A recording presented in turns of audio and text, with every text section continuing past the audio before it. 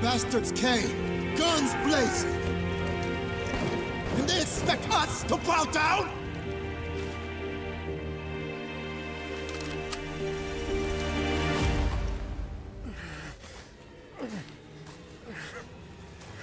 This? What you're fighting for?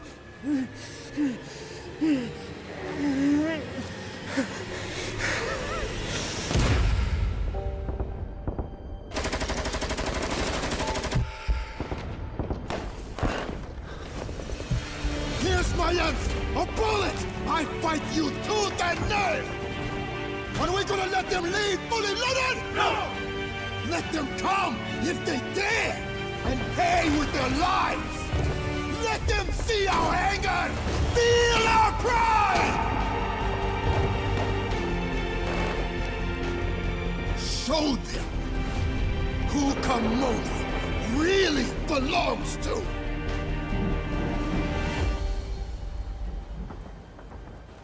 I will fight for her until the end.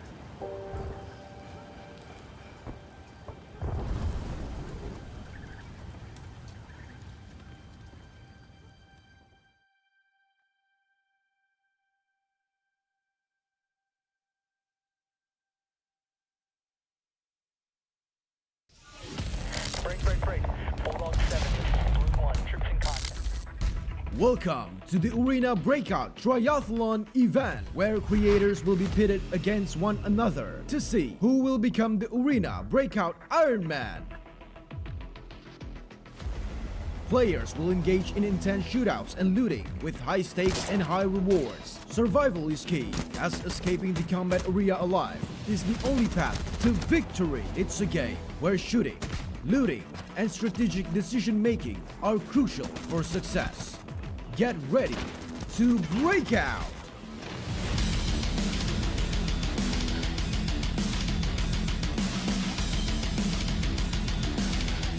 We've assembled top FPS pros and creators from across the globe to compete in 3 different challenges.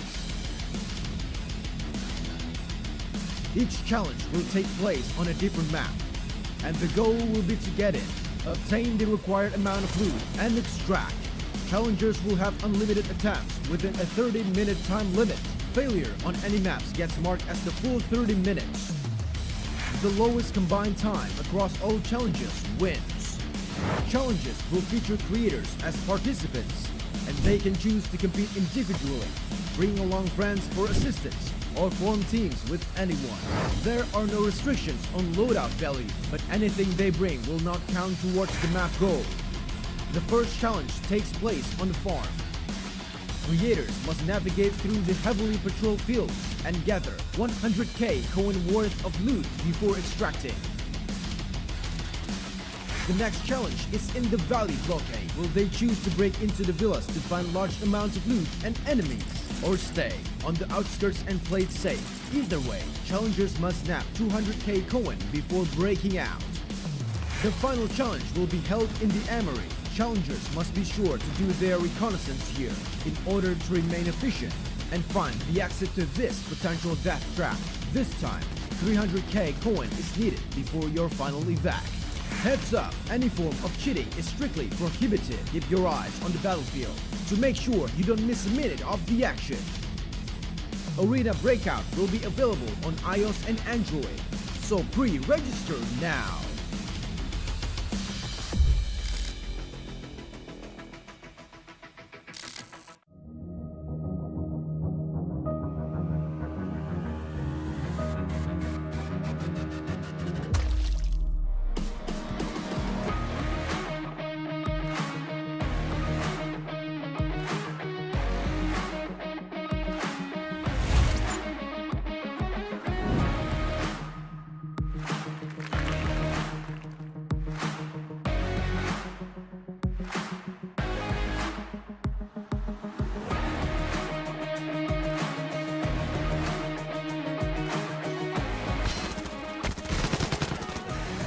Arena Breakout is like literally the first proper true next-gen mobile first-person shooter. Just overall, there's a lot of customability and just uniqueness that, like I said, we haven't seen in other types of shooters before.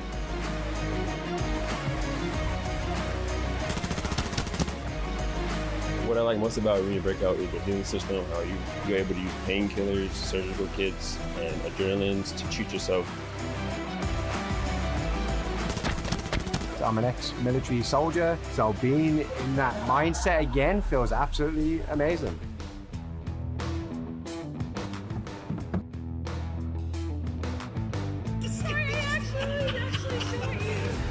It actually speaks a lot for how polished Arena Breakout is, because I don't play a lot of mobile games and stuff like that, and the fact that I was able to dive into this one of these, it was so comfortable. Dude, we got it, let's go! And so just take that time to learn it all and just be patient with it, because you're not going to pick it up immediately, but once you do, it's going to be a blast.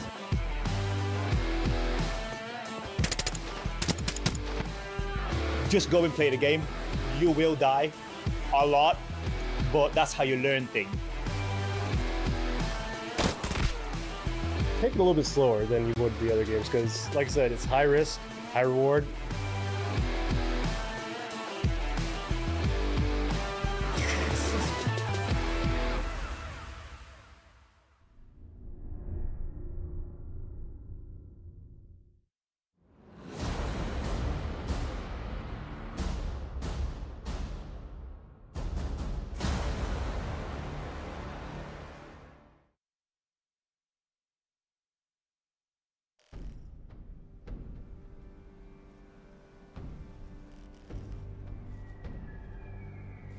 This one got fucked up real bad.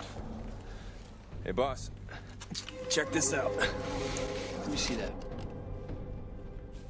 Body's so warm. They might be close. Nice optics. Extraction port's 2 clicks ahead. Let's go, ladies.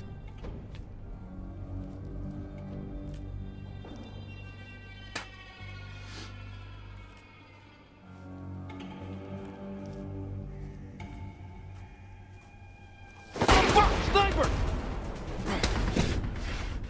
Fuck is he? Get down! Sniper, second floor. Get that motherfucker. Set!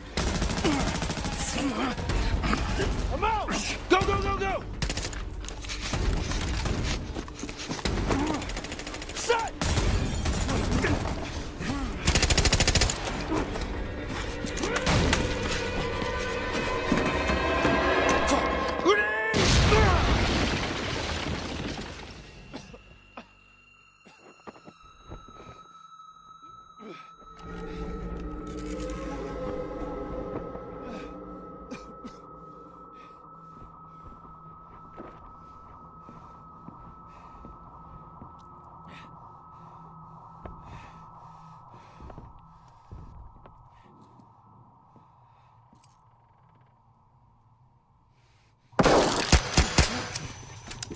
Fuck! Oh shit, that was close.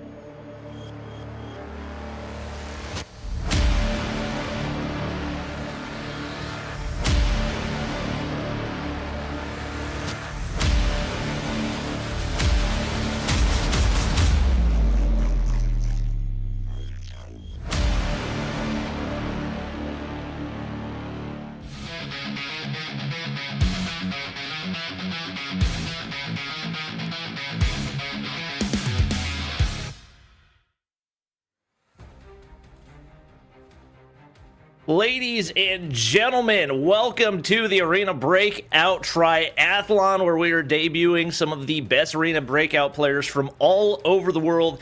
We're in week 5 of the action. I am joined by the one and only Mod6, the Arena Breakout casting guru. How are you feeling today? I am, as always, excited to be here. I love this format, and these guys are going to be under pressure the entire time.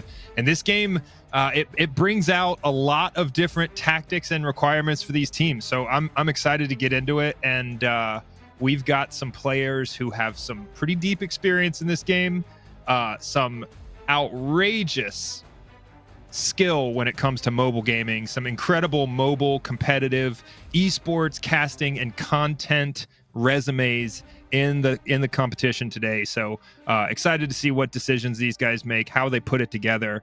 And the previous weeks of this event have shown us some wild results, some unbelievably fast extractions, some crazy luck with the loot in some cases. So it's you never know how it's going to go, and excited to do another one of these triathlon events.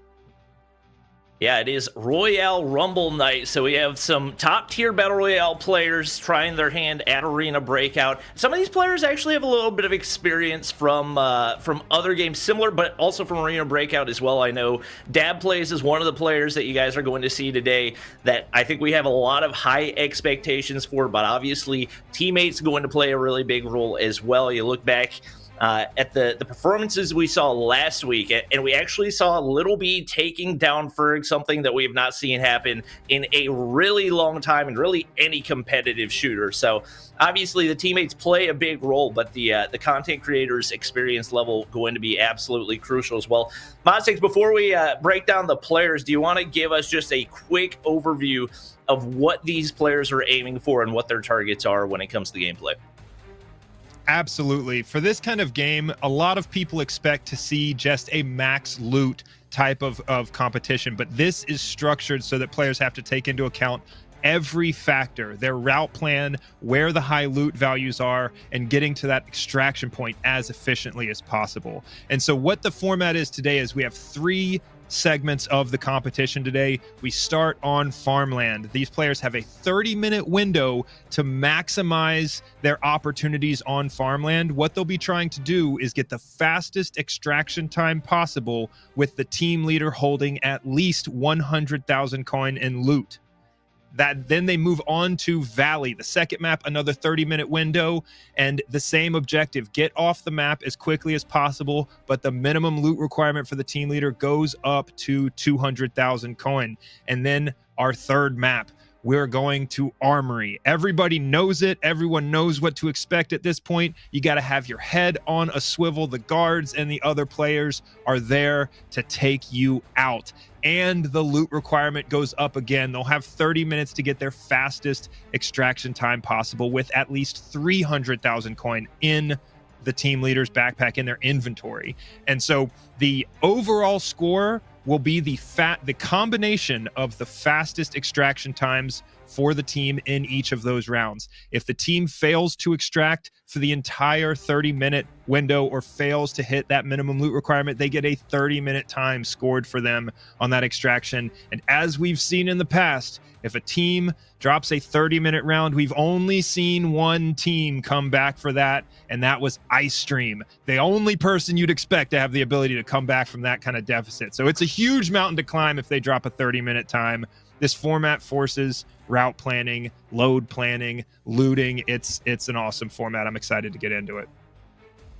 Yeah, and to give you guys a little bit of context for how ridiculous it is to bounce back from a 30-minute round, our records for each map include Little B winning in a 4-minute run on, I believe, on Farm, with Little B also with a 5-minute run on Valley, and then Zyphon back a couple of weeks managed a 4:50 run on Armory as well. So it's some pretty ridiculous times that these players have been able to put up, but I'm excited to take a look at what the teams are going to look like. And I believe we do have some codes that are going to be given out throughout the stream as well. So if you guys are fans of Arena Breakout, you can actually find a way to maybe snag some free rewards along the way. as we are going to have some codes up on the screen throughout. All you have to do to redeem those is head on into the Redemption Center once you are in the game. You can see that under the events on the right side of your screen. Hit the go button once you're there and enter in that code as quickly as you can. Lots of different items being given out, and just a little extra thank you thrown in there for you guys hanging out with us in the stream as well. Yeah, it's a little bit of opportunity to get that higher level gear and get that ammo, get those things out of those bundles, and hop into these Armory games that you'll see later on in the competition. And remember, when you see those codes pop up on the screen, you need to rush into the game and redeem those. This is a first to the redemption kind of model here. So once you see those codes, there they are, the first 5 codes of the day. Open up your game, go to that events tab, hit the Redemption Center, and get yourself that elevated gear that might make you a little bit more competitive on a map like Armory these days. I get nervous going into Armory, Bobby. I get nervous.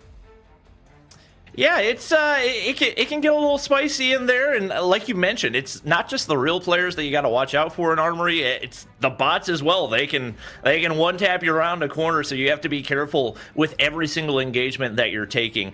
Obviously, the players that we're going to be seeing today have spent a lot of time preparing. I think a few that we've seen in a few of these different events are going to be on what I'm considering our God Squad for the day in Wynnsanity's team. So that's definitely going to be the team to watch for me. But really all the teams, a lot of talent to be broken down. So we'll kind of take a look at everybody that we're going up with today. We do have Wynnsanity, we've got DabPlays, we got Ace Lawrence, and we've got 8scope as our final player.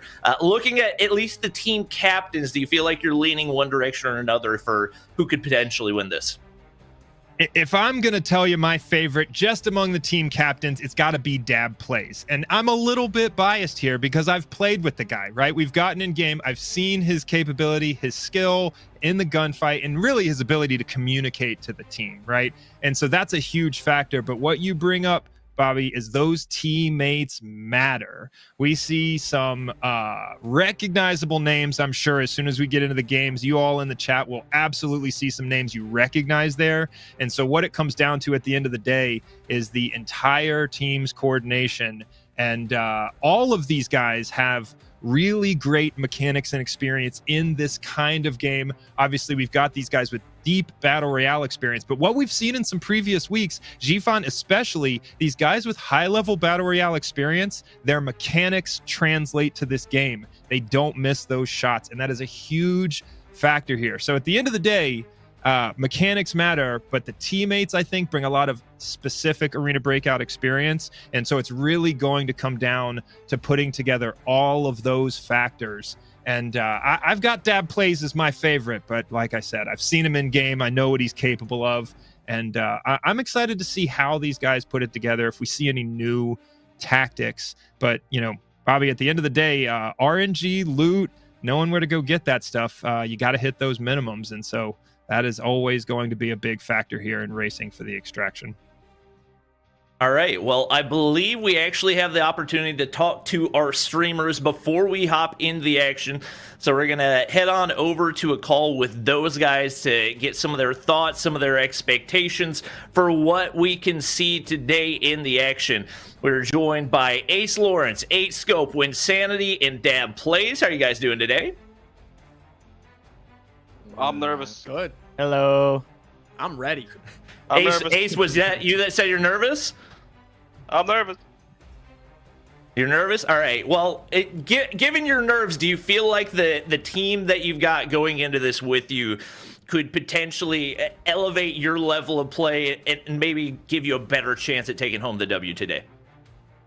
Wait, never mind. I'm not nervous anymore. I have Shifan in my team. Oh, that's true. He was, I believe he was on the winning team with Little B last week, right? I'm nervous, but they're not. Yeah. All right. Shifan told me to tell the viewers that he's in my team. That's all.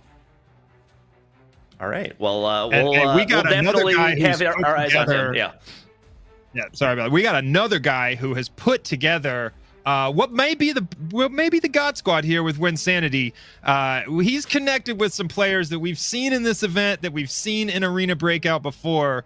Wynnsanity, talk to us about what, as much as you're willing to get into it, what that team dynamic is like and what the plan is for today. That's right. We had an incredibly rigorous recruitment process. I tweeted that I needed teammates, and they hit me up, and I said yes. And it turns out that they're absolutely insane at the game. So I didn't check their resumes, but I know Monarch and Wi-Fi. I've played with them for many years in different events across different games. So I already knew they were good. But they're bringing this guy Sade with them, and I've heard he's pretty insane. But I might just follow their lead, and as long as they're feeding me Cohen's the whole time, I'm happy. All right, a valid plan. Well, Dab, Dab, I think a lot of players have their eyes on you as probably the content creator in this event who's got the most hours put in. I think you said like 600 hours or something like that in Arena Breakout. I am curious about the team that you're playing with. Do you feel like there's maybe a little more team chemistry with you guys that could potentially give you a better chance going up against what a lot of people are going to regard as a God Squad for Wynsanity's team? So the thing about my team is it's actually 3 of the best people from my community that I've been playing with for weeks now, and we've actually been grinding out the game together. So our comms, our chemistry is going to be on point. All right. That's awesome to hear, and that's actually one of the first times we've seen someone come with a community team. So that's going to be exciting to watch and see some of those results. Now, A-Scope. Talk to us about how you transition into an extraction shooter like this, and what's your approach been to be able to kind of get into this game, understand the game, and how are you going to approach this different from a typical Battle Royale event? Oh, I haven't. I'm going to die. I'm going to lose. So we're going to try our best. Regardless of what happens, at the end of the day, we're going to try our best. And I don't know, it's been fun. It's an addicting game for sure. Everybody can agree on that. It's different from a Battle Royale where you still got the loot at the end of the day. You still got your M4 and everything. In this, you lose it, you gotta go get it back. So it's all in all a challenge, but it's a good challenge. Yeah, well, I like the humble approach, and absolutely the chance of losing all of that gear on a death is always on everyone's mind in this game.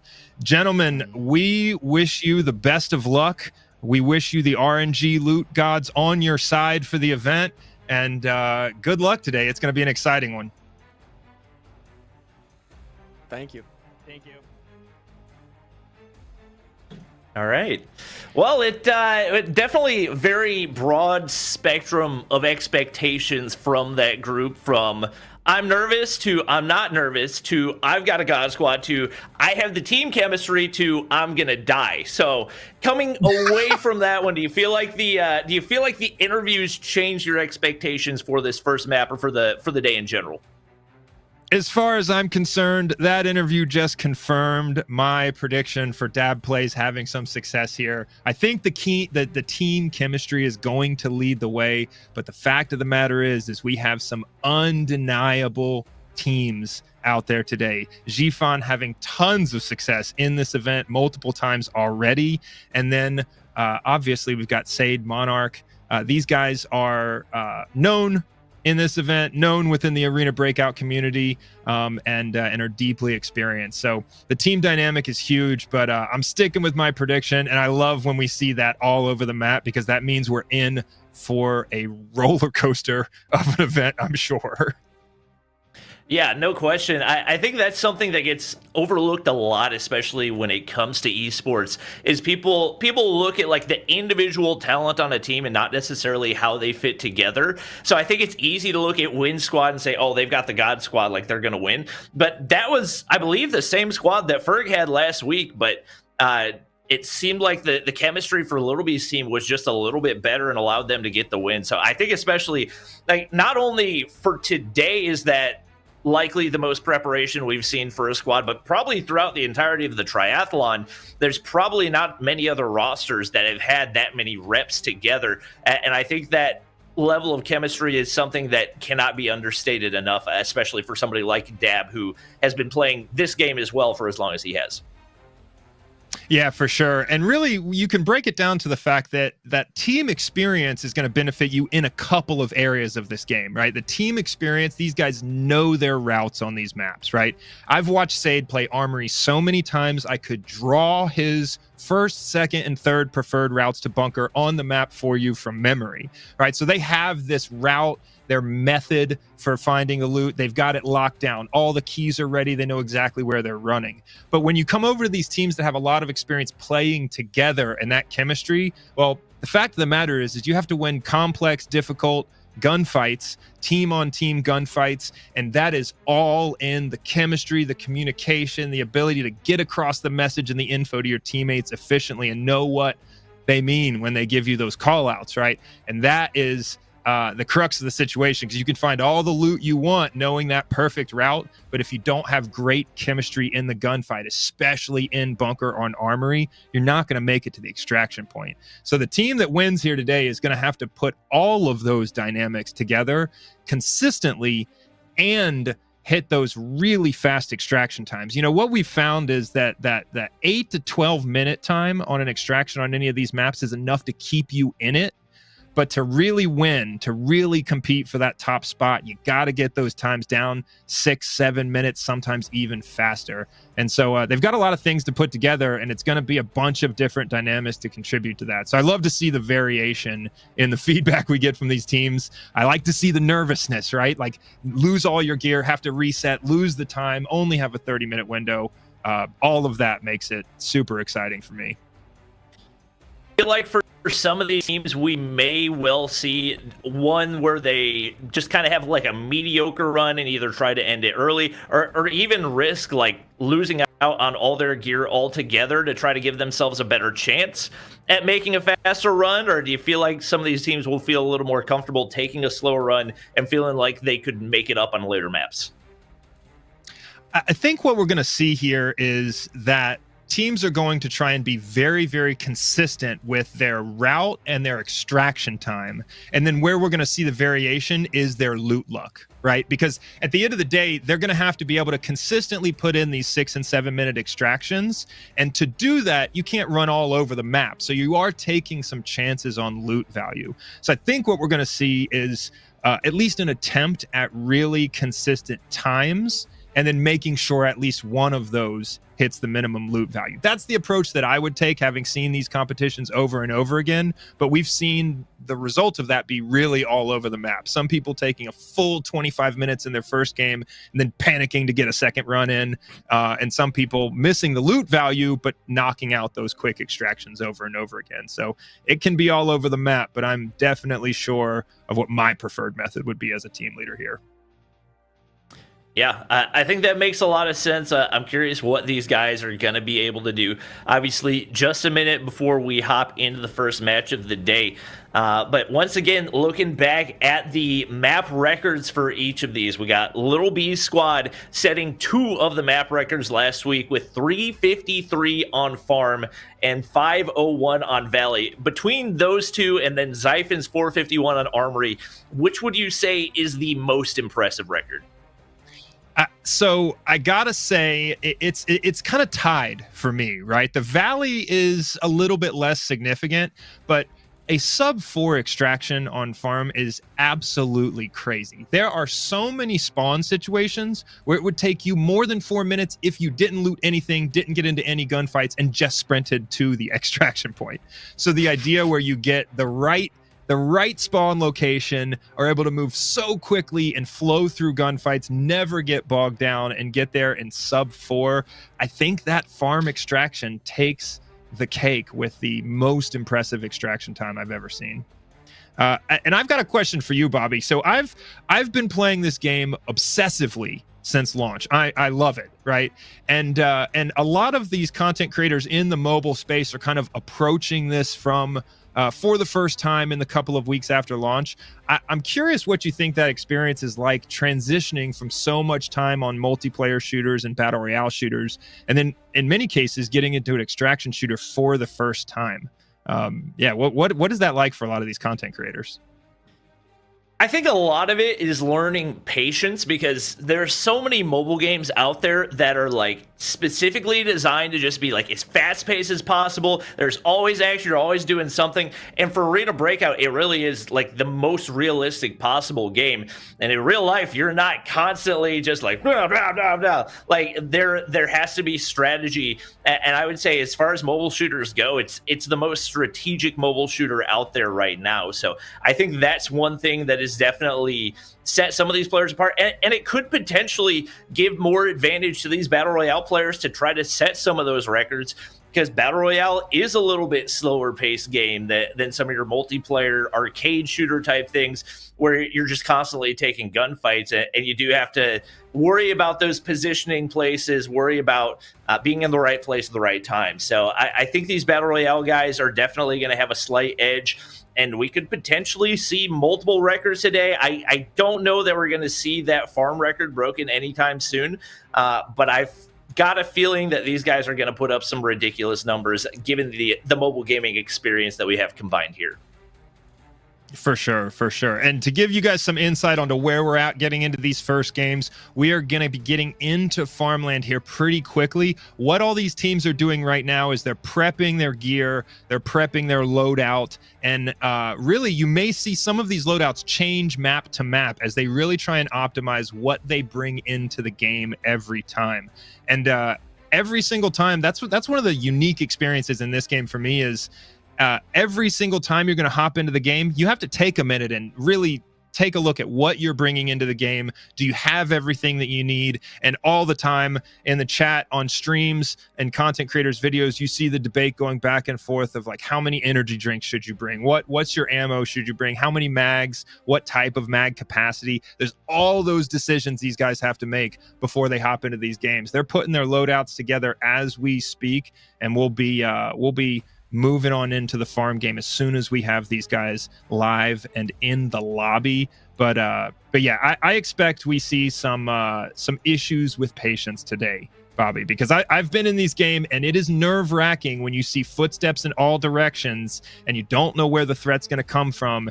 The most difficult thing to do in that situation is not move and not expose your position with sound. And we've seen the downfall of getting too antsy in those situations. And something else I'm interested to see, and I think we'll all be looking for that, is guys getting bogged down in a gunfight.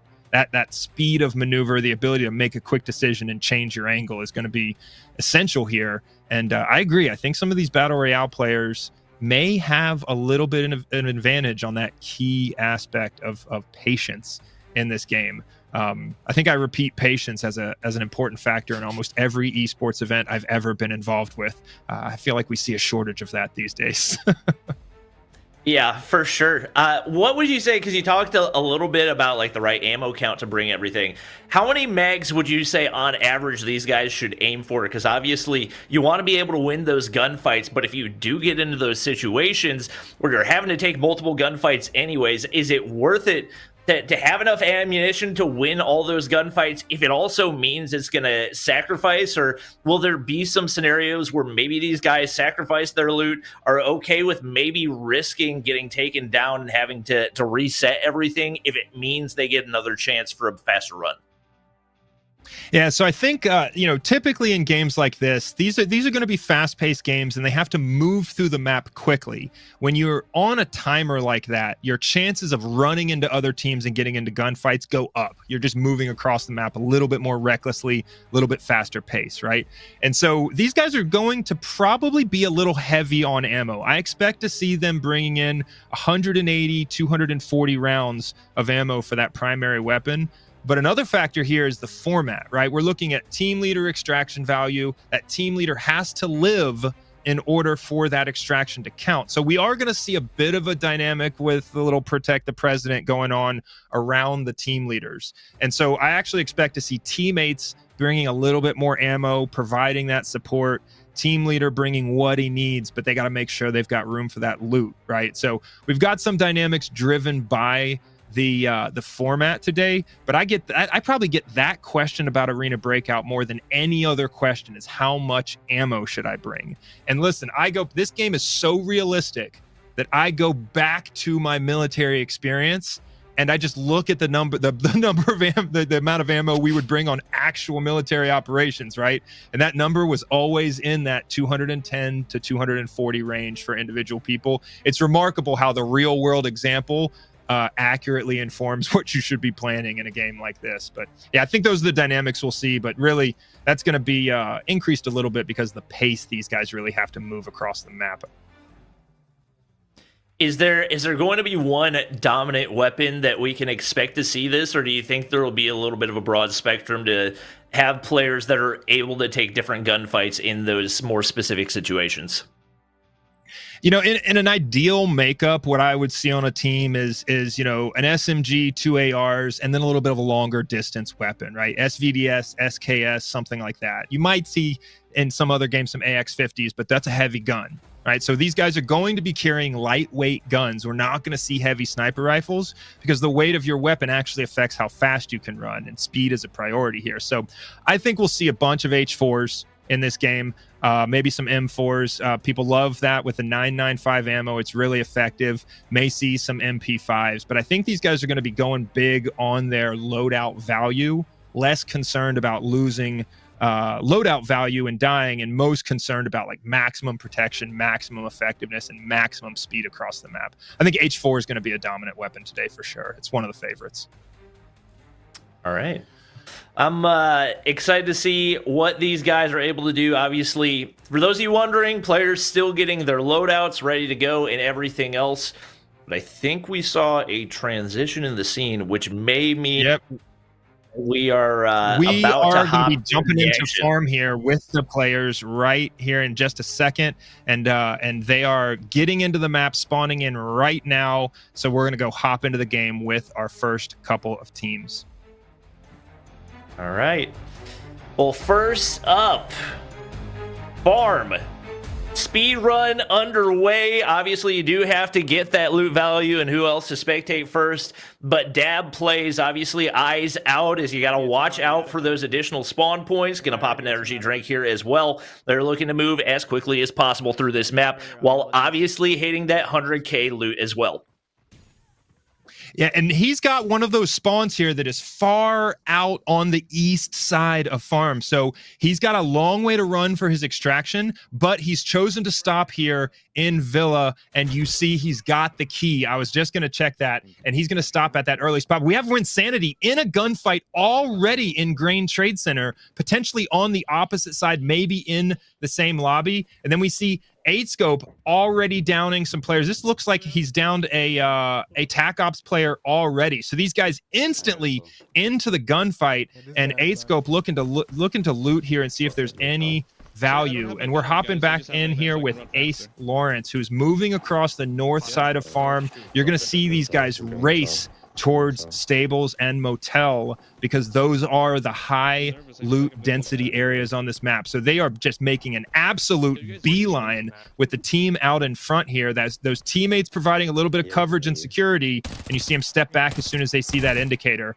But getting into the gunfight immediately, downing some guards there in the middle of the street, and right back to the sprint towards motel. This is what I'm talking about, flowing quickly through the gunfight and really moving with speed across the map. These guys are following that tactic to a T. Yeah, we did see, as expected, 8scope is rocking a Mazen, right, a sniper as well. So really living up to his name. Got to make sure that there's some representation for the snipers on the map. And picking up some loot already. Suitcase being open right here. And obviously, RNG going to play into the way things go right here. Lantern, maybe not quite what they're looking for, but save another opportunity for them to pick up some big value loot. Obviously, to a certain degree, RNG is going to play a role here. But any opportunity to pick up a big value item can be crucial for one of these quick map runs. Absolutely. And we just saw Dab throw a grenade right through the window there. This is where those hours in game come into play. He hits that perfect angle on the grenade to clear a primary threat area, and he hit it in stride. And so we are seeing some of that demonstrated experience from DabPlays. And you know, the loot RNG in this game, these guys have to have some experience to really be able to see that item initially. You see Dab here moving towards one of these unlocked rooms, multiple safes in this area, and he's got the experience to take a quick glance and know if a single item allows him to hit that minimum loot value. And you got to believe that as soon as these guys realize they have 100K in the backpack, it is an all-out sprint for the extraction time. And we are already, to give you some perspective, we are already past Little B's record on this map.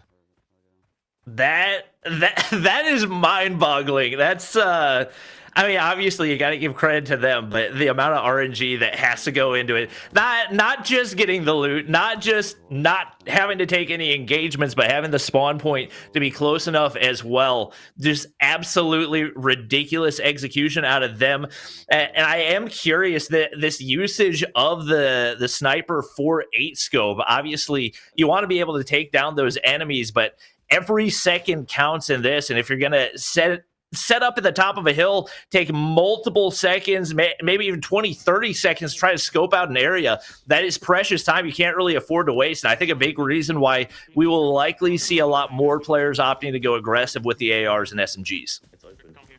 Yeah, I agree. And I'm interested to see if he continues with that tactic into some of these later maps, because that will be even more costly, even less effective on a map like Armory. Now, we see Ace Lawrence here, and there's the red smoke. He's got the knife out. He's running to the red smoke. We may have our first extraction, and we're looking at about 5 minutes and 20 seconds in here, a high-level extraction, one of the fastest we've seen on this map. We need to see if he gets that loot value, because we may have an early, highly competitive extraction time here from Ace Lawrence.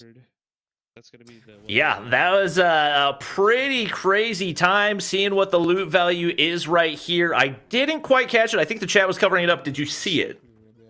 24,700. Okay. So far short of that minimum 100K loot value. And I think that is an example of following that tactic I was talking about earlier. But right now we see 8-scope in this fight. He's got the Molotov out. His team has breached into motel, and he's got another teammate on the high ground. So really well spread out, lots of avenues of approach coverage, angles covered. But they're going to have to deal with these guards, deal with the potential of another team in here, and they're going to have to loot out motel pretty quickly to continue to be able to put up a potentially competitive time. But that initial extraction that we saw from Ace Lawrence not meeting the minimum loot value, but potentially an example of getting that consistent route, that consistent time, and just not seeing the items he wanted. But if he can repeat that a couple more times, RNG may play in his favor with the loot, and that could be a successful tactic with him. Do you think that was an intentional move for them? I would assume that in most cases, there's somebody on the squad that's kind of keeping mental note of everything they're picking up and how much it's worth. Definitely unusual to see an early extraction that fast, not really anywhere close to the minimum value for being able to have a qualifying run. Yeah, that decision could come around. You know, if you hit stables and motel on this map, and you realize, like, oh, my loot value is not anywhere close, you might as well get off the map really quickly, cut your losses, get to that extraction. So that may be what we just saw, because awfully fast extraction, not even close to the minimum loot value there, but may have been just one of those things where they hit the high density loot areas, didn't get the luck they needed, and are looking for that reset. But we're seeing Dab open the inventory, and he's got a pretty full inventory. Ace Lawrence already back into the game, and so fastest reset possible. These guys seemingly have a pretty well worked out strategy here, but we're going to see if they're able to hit that minimum loot value by using this quick run strategy. I like it, though. I like it. Yeah, and obviously Shifan knows what he's doing as one of the players that was on Little B's squad last week whenever they set the record on this map. So they definitely have some type of idea. I am curious how many hours these guys have put in, because once again, the team chemistry going to play a big role in whether or not they're able to hit those quick runs and do it, meeting all the goals. But they definitely seem to be dead set on these routes. And as of right now, seeming like they're well on their way to another quick run. A lot of it very much banking on whether or not they find that loot value. We do see the first extraction for DabPlays, and it's not an insanely fast run, but if it's a decent time and a qualifying one meeting the loot value, it does 230,000 in an 8-minute run. Not too shabby, especially given how early we are in map 1. That is a great score to have on the board at this point in the game. Now he can relax a little bit, knowing that his score on farm is going to keep him competitive in this event. He can now really try and, take some chances, maybe optimize for the fastest. And we see 8scope picking up the golden cheetah. I believe that's a potentially 65K individual loot item. That's an opportunity to pad the rest of that backpack with some items and sprint to an extraction point. So we may see our first big loot luck of the day, but yeah, it's that consistent time and then hoping for the best results when you open those safes. But Dab, 230K, far more than meeting the minimum. We're going to look to see him speed that up a little bit, maybe take a little bit less time to loot and see if he can shave a minute or two off of that time as we go forward here. But Ace Lawrence absolutely running through Motel, and we see these teams just moving with unbelievable aggression in this event. Some of the people watching may never even imagine having to move across a map this seemingly careless, but it's really about being just as careful, just doing it a lot faster. Yep, and you can see 8scope going to go ahead and hit the extract here. That cheetah going to be enough for them to hit the goal, but obviously not quite the fastest time that we've seen so far today. Hopping back to Ace Lawrence, checking all the bodies, making sure they don't miss out on anything here. And we know they've got the speed factor down, a lot of it just coming down to whether or not they can hit those correct spots to be able to give themselves a chance to hit that 100K goal. So I've got a feeling we're going to see some faster runs out of Dab. Honestly, a little bit surprised that he looted that much in the first place, just because he probably could have managed to shave a few seconds, if not minutes, just getting that minimum value rather than getting basically double what he actually needed. Yeah, absolutely. And I think that's just that comes from the required change in mentality that comes with jumping into this format out of regular games. Because in your regular games, you're always looking to maximize that loot value. But here, it's all about the time. And we see a big gunfight in the first floor of Motel. Wynnsanity dropping 2 in a row, but taking a lot of damage. You see those 2 blacked out arms and damage in the rest of the body. That's another factor. If you take quite a bit of damage, he's going to be sitting here for about 30 seconds getting all of these heals in. We see 8scope with 132K in loot value, but I did not catch the time on that one. So we know 8scope has a qualifying time on the board.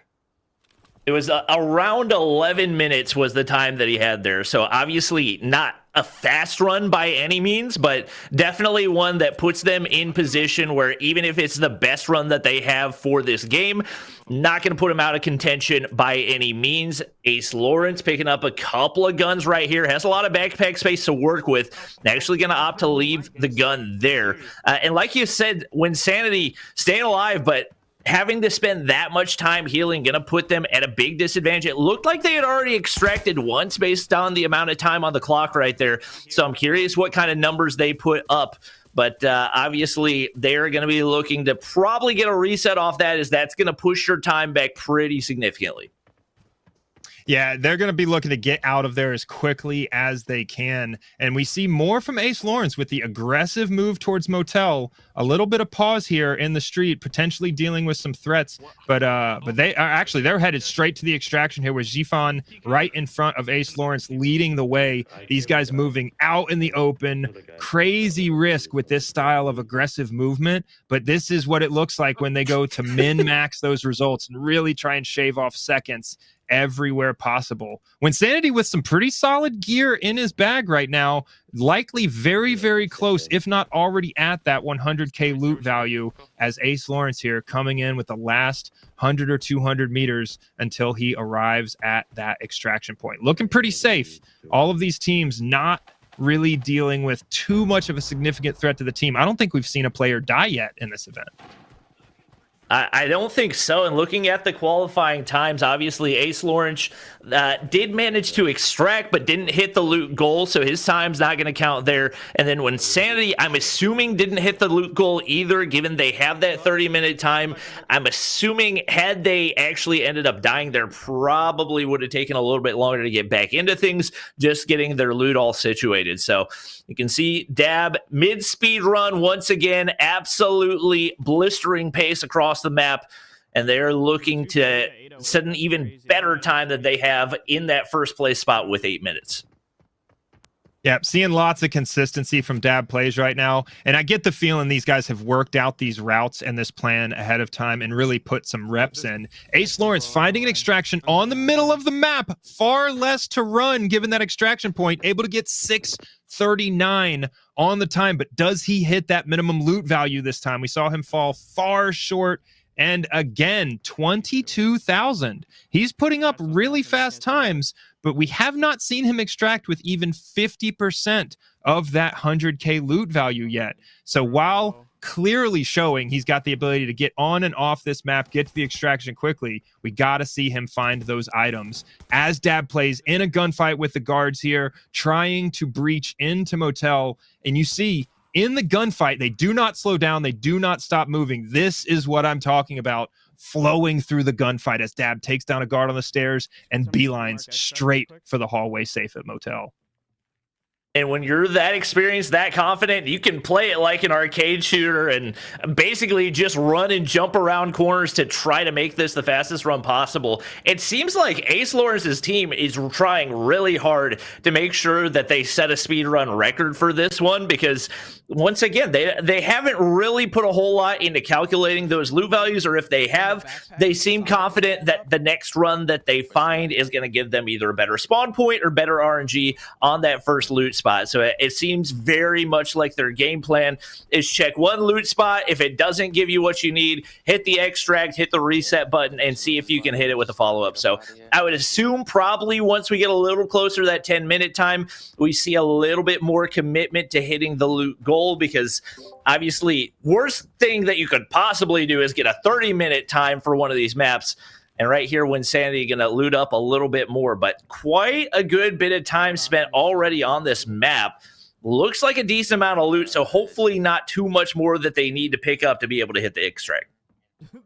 Yeah, and what we saw from Wynsanity's team there is teammates fanning out and finding where the loot is and then hitting the call out. Now, remember, the team leader has to loot the item here, right? So what we won't see is teams that stack up all the loot into a backpack and just leave a backpack for the team leader at the extraction point. That's not a valid tactic here, but we do see teammates going out and getting the information, making the call out to the team leader so they can have an efficient route to at least where that loot sits and get an opportunity to loot that item. So some higher level tactics at play maybe here based on the experience of Wynsanity's teammates, those guys coming through in the clutch, giving him some instruction. And DabPlays through Motel, still not even on the map for 4 minutes yet, and he's out of his loot area, looking like he has the minimum loot value. We see Dab sprinting towards an extraction here. I don't know where his closest extraction point is, but if it looks like he's going to the path to the restricted area, we may see a 6 minute 20-second time from Dab here with plenty of loot in the bag. Ace Lawrence back into his next game. Seemingly moving pretty quickly here, but he got a pretty far spawn all the way on the other side of Grain Trade Center. So a lot of ground to cover, and we need to see some loot for him. Dab still moving closer to that extraction point. Lots of traffic to deal with here right in the middle of the road with the speed that he has to keep up in order to get there. But he's in a race right now. It's a foot race. And you know what I don't see from Dab, Bobby? I don't see energy drinks and red stem shots. That would allow him to sprint basically the entire way back. There we get some taurine, but potentially the opportunity to shave a little bit more time off of this with a little bit more loadout planning. Definitely had some shots up ahead, so presumably some guards to deal with. If it ends up being a real team, that's going to put big-time minutes back on the clock for them, as could have big-time repercussions. So Ace Lawrence looking a little frustrated the last time that we saw his POV. Maybe just not finding, like you said, the spawn points that they were really looking for, whatever it is. but I'm curious to see if they bounce back, because based on the times that they've been able to achieve, I have high expectations for them. Right here, taking a look at Wynnsanity. They have now been on the map for about 10 minutes, so no real chance of this to be a first place time for map number 1. Obviously, he's got those experienced players, but team chemistry always going to play a role, and they've definitely got to try to get out of this one as quickly as possible if they want to have a chance. And unfortunately for him, not a whole lot of energy. Got to wait for the energy drink to pop right here before he can vault over, and once again, every second counts. One thing I do love from Wynnsanity here is you notice he's injured. He's injured, but he's choosing to not stop and heal. Instead, he just popped painkillers and kept sprinting towards the extraction. That's a great decision to see from Wynnsanity, as we were talking just a minute ago about all the time it was taking him to get those heals in. And looking like he's going to come in at about 10 minutes and 10 seconds, 10 minutes and 15 seconds, a time that allows him to stay in this, post a score, his teammates taking all the damage from the concertina wire there at the extraction point. They are trolling with blacked out legs on the extraction, but a successful extraction from Wynnsanity here. 10 minutes and 11 seconds, and I think plenty of loot in the bag, so he is able to post a qualifying time in round 1. Let's check it out. 140,000, meeting that minimum value, and Wynnsanity now on the board and in the game. Yeah, definitely a solid time to put up right there. Puts him in second place, and we haven't seen any absurdly fast runs. 8scope does have that 11-minute time, so we know they've qualified there and already made their way in towards some of these safes. Once again, the loot gods not looking to be on their side with that one. A broken LCD that's not going to have a whole lot of value. They're only at, a minute and a half in right here. So if they can get a couple solid pickups, could potentially have the makings of a good run. But it is all about speed and how they're able to make their way through these loot points. Once again, taking a look back at Ace Lawrence, about 4 minutes in already, and a lot of footsteps around that they're going to have to deal with. Yep, one of the things that we haven't really seen too much of is real pressure from geared teams, and you're not going to see too much of that on farm. But as we progress in this game, as we get into these later rounds, the pressure from other teams that these guys have to deal with is going to ratchet up massively. Dab able to shave 7 seconds off of his previous extraction time. That might not seem like a lot, but when we get these times down below 7 and 8 minutes, every single second counts. And still, at over 230K in loot value, DabPlays, seemingly the only guy on the map having absolutely zero issues with loot value and posting the fastest time we've seen so far. Dab's coming through. He's got some fans in the chat as well. And what I would love to see from the chat, we're early in this competition. We've got times and loot values all over the map. Who do you think, from the chat, early prediction, who is taking this event today? I see a lot of Dab fans, a lot of Wynnsanity fans in the chat, but I want to see some predictions. So hit us with those predictions as we see 8scope in the expected sprint towards Motel right now. It seems he did not get the loot value he needed in that early spot over there at Grain Trade Center, and he's going to have to hit a second built-up area to be able to max out that loot, get enough to beat that minimum requirement. And fortunately for him, they're only about 3 minutes in on this run, so not necessarily set up for a bad time quite yet. I would like to see one more solid run out of Dab's squad. It's going to be tough to make it before that deadline, but once again, that's a lot of loot picked up that they didn't really necessarily need. So for somebody like him who's been playing Arena Breakout as long as he is and is that used to maximizing their loot, maybe making some adjustments to try to set yourself up for a faster run, because right now it's not like they're playing bad. It's just that they probably could be doing a lot better than they are given how much extra loot that they picked up. So I'd like to see some of those quick calculations on the fly to try to shave off some extra time. But as of right now, they've got the 2 fastest times on the map so far. Not a bad spot for them to be right now. 8scope mid-engagement, going to be able to put in some damage, and teammate Karma going to be there to back things up. Yeah, absolutely. I love to see that move from the teammate. 8-Scope taking a little bit of damage. He could have stayed in that gunfight, but the teammate moving forward, taking a little bit more risk, not requiring him to stop for a long time and deal with heals. And they may have just downed an entire team there. If that's a full TAC Ops team, there's always going to be 100K loot on 3 or 4 TAC Ops players. And so that's part of this RNG as well. He's got that level 5, an MPX, all the loot he needs off of one player right here. We should see Xscope take a massive move, a sprint towards the extract very, very soon, because he just picked up a gun that is worth tens of thousands of dollars in just that weapon. So these guys are going to need to transition, get out of there quickly. And now we see Wynnsanity out on Farmland, dealing with a little bit of traffic there. That looked like a potentially downed other player, but these guys moving towards their loot. But Wynnsanity able to down a player with an FAL, a high value gun, a level 4 armor, level 4 helmet. That GS2 headset by itself is 18K. So Wynnsanity maybe with some early RNG. We saw a really quick time, a really early time on his screen. Ace Lawrence finally getting an extract. Definitely a great time at 7 minutes, but is he able to finally hit that loot value? Bobby, he's got to hit. And he does! The Racer's Edge! The mental math on that one, just barely hitting that 100K mark, and that's definitely the run that they were looking for. Obviously, not going to be a record-breaking run by any means, but will put them in first place here on map number 1. And so they definitely knew what they were getting into on this one. The earlier maps weren't a fluke, just trying to maximize their opportunity to make those quick runs. And you can see Wynnsanity with all that loot already picked up in only 2 minutes and 20 seconds off the clock. They may very well be able to move into first place if they can get to that extraction in time. He's got a long way to run. Now, remember, on Farmland, there are mid-map extraction points, but those mid-map extraction points all have a 10-minute countdown timer that starts at the beginning of the game. So for the level of competition in this game, you know, waiting for that 10-minute countdown timer plus the 1-minute extraction timer, which is exactly what we see here, right on Southern Blockade, conditions not met.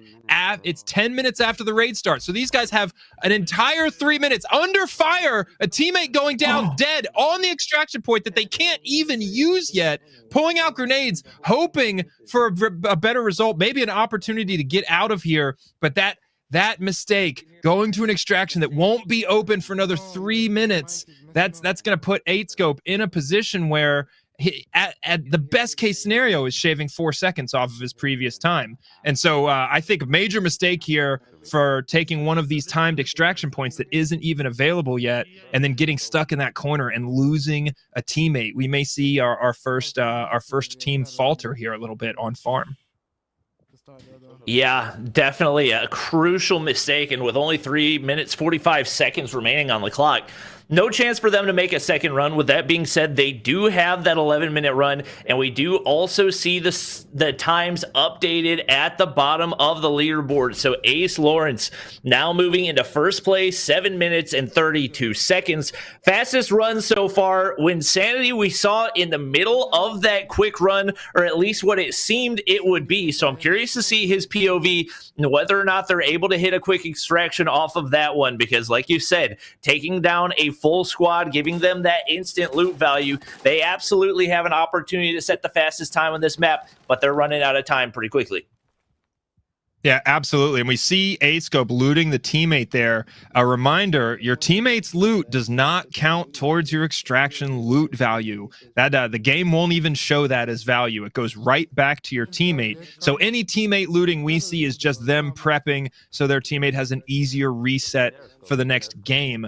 But absolutely no chance for 8-Scope to get this extraction in the 2 minutes and 30 seconds unless he has a miracle run to another one of the extraction points. DabPlays, 31 minutes and 30 seconds left on the clock here, so an opportunity to get a quick extraction maybe before the deadline, but with both legs blacked out, throwing emergency grenades to give himself some security and some space, taking an interesting angle, but dealing with guards, potentially other players, up on a higher level with this building, having to stop to heal.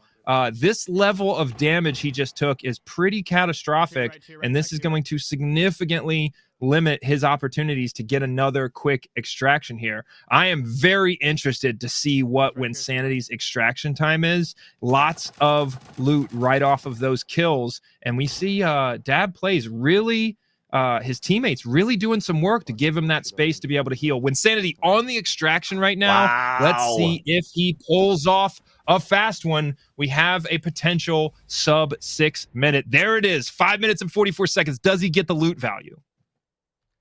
That's the question. We saw what looked like a full squad taken down. It's the moment of truth right here as we wait to see those numbers at 179,000 on a 544 run. With that, Wynnsanity and his team move into first place. And coming into this, we talked about the players that he's going in there with.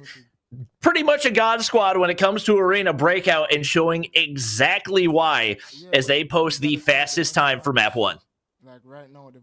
Yeah, absolutely. And before that time's posted, we had a 3.5 minute gap between the first place time and the second place time. Now we have a over a 5 minute gap, right? And as we start to get into the teams between first and last place, when that gap starts to approach 5, 6, 7, 8 minutes, it gets harder and harder to close as we get later on in this competition. So Wynnsanity posting that sub 6 minute time puts huge pressure on all of these teams going into our next map. DabPlays dealing with all of the gunfight frustration right now, slowing down his movement towards the extraction time, and 8scope barely being able to get that extraction in under this time limit with 17 seconds left in the round. Like I said, only shaving a couple of seconds off of that time. But given that time that Wynnsanity just posted, every second matters. Let's see if he's got that loot value here. Waiting for the last couple of seconds. More than enough. Probably the highest loot value we've seen coming off of farm.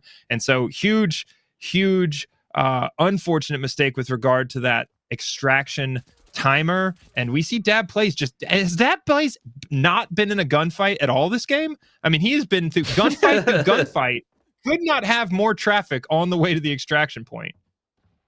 I think at this point, his main concern is just not losing the loot and having to reset up everything that he had coming into that first map. So it looks like he'll be able to stay alive, and they'll likely be able to extract. Not by any means going to be anything close to the best time for them. As you can see, it's already, 7 minutes in, and the clock has expired up at the top of the screen. So that cements that first place time for Wynnsanity squad. And having that best time by nearly 2 minutes is going to put a lot of pressure on the rest of the teams as we head into those later maps as well. Yeah, and something that's exciting here, though, is this is one of the closer round ones we've seen. In some of these other iterations of the triathlon event, by the end of our round one farm, we see one, maybe two teams who are theoretically or potentially out of contention already after farm. But right now, everyone is still in the game. DabPlays being able to get off of the map, save the loot and his loadout that he had, and these guys are going to be prepping to get into our next round. They're going to do their full reset of gear, and we may see some changes in gear, in guns. Moving on to Valley, it's a bigger map, a little bit less focus on PvP. Farm is known among the community here as the PvP map outside of Armory, right? But Valley, a little bit bigger, longer lanes. We may see a little bit more use of the sniper, a little bit more AR, probably very few SMGs in the group if we see some of those gun changes. So these guys getting ready for their match on Valley. Bobby, what do you think about that farm result? Wynnsanity coming out big there at the end. I mean, I was a little bit worried given how long it took the first couple of runs, but it at the end of the day only takes one ridiculous run for you to be able to take a blazing time and to set yourself apart from the rest of the competition. So it's the fact that it wasn't even just that it was RNG that blessed them. They had to take down that full squad to be able to get that loot to meet the loot minimum and also get to the extraction in time, even with all the meds that you have to deal with on the way. So that was a phenomenal performance by them. Obviously, when you've got that amount of combined Arena Breakout experience between all the players on your teams, it's going to set you up really well for success. Yeah, absolutely. And Wynnsanity covering one of the two high-risk, high-reward strategies we haven't talked about yet.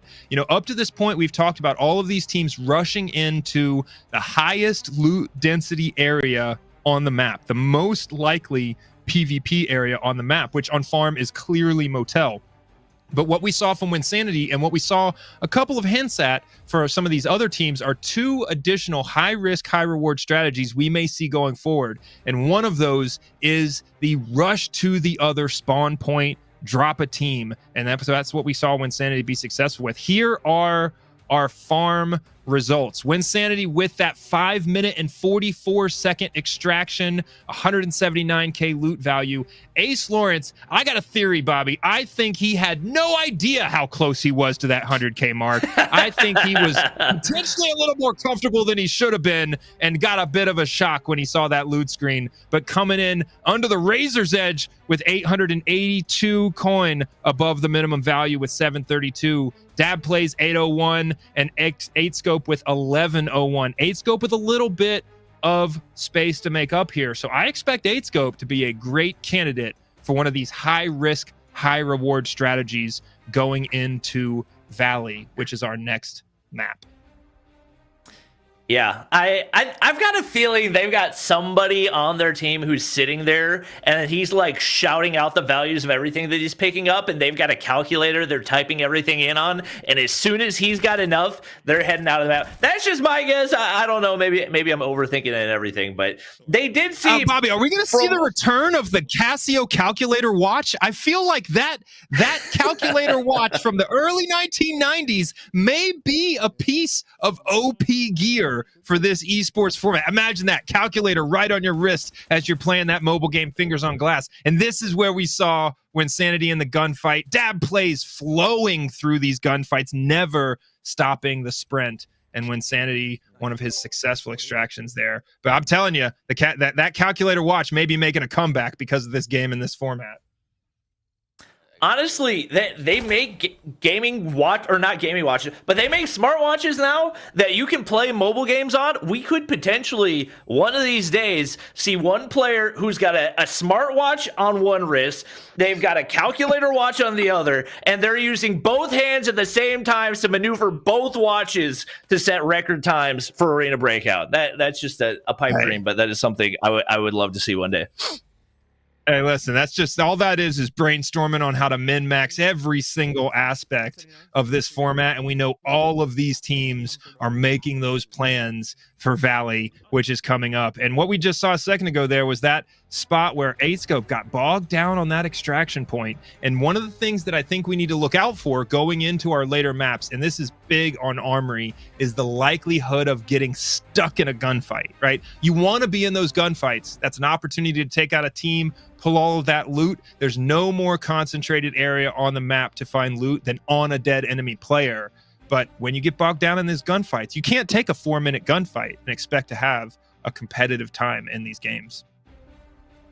Yeah, I'm curious to see how the difference of map changes the strategies for some of these teams, and maybe for guys like 8scope that are known a little bit more for their snipes might have an advantage on Valley. But we do want to talk to you guys about something that Arena Breakout has actually just started. As part of their support for their content creators, they have started to launch the Golden Lions Legion. Mod, say a little bit about it. Listen, I'm a big fan of everything Golden Lion I've got a Golden Lion in my hand right now. So this is one more thing to get excited about with the Golden Lions Legion. Arena Breakout is really, really excited to be supporting content creators. I haven't seen a push like this from almost any other game, and they have created the Golden Lions Legion. The Golden Lions Legion is an opportunity to get rewards for creating content, be a part of the content creator community with this game, elite membership status, those gold bonds that get you all of those benefits and bundles in the game.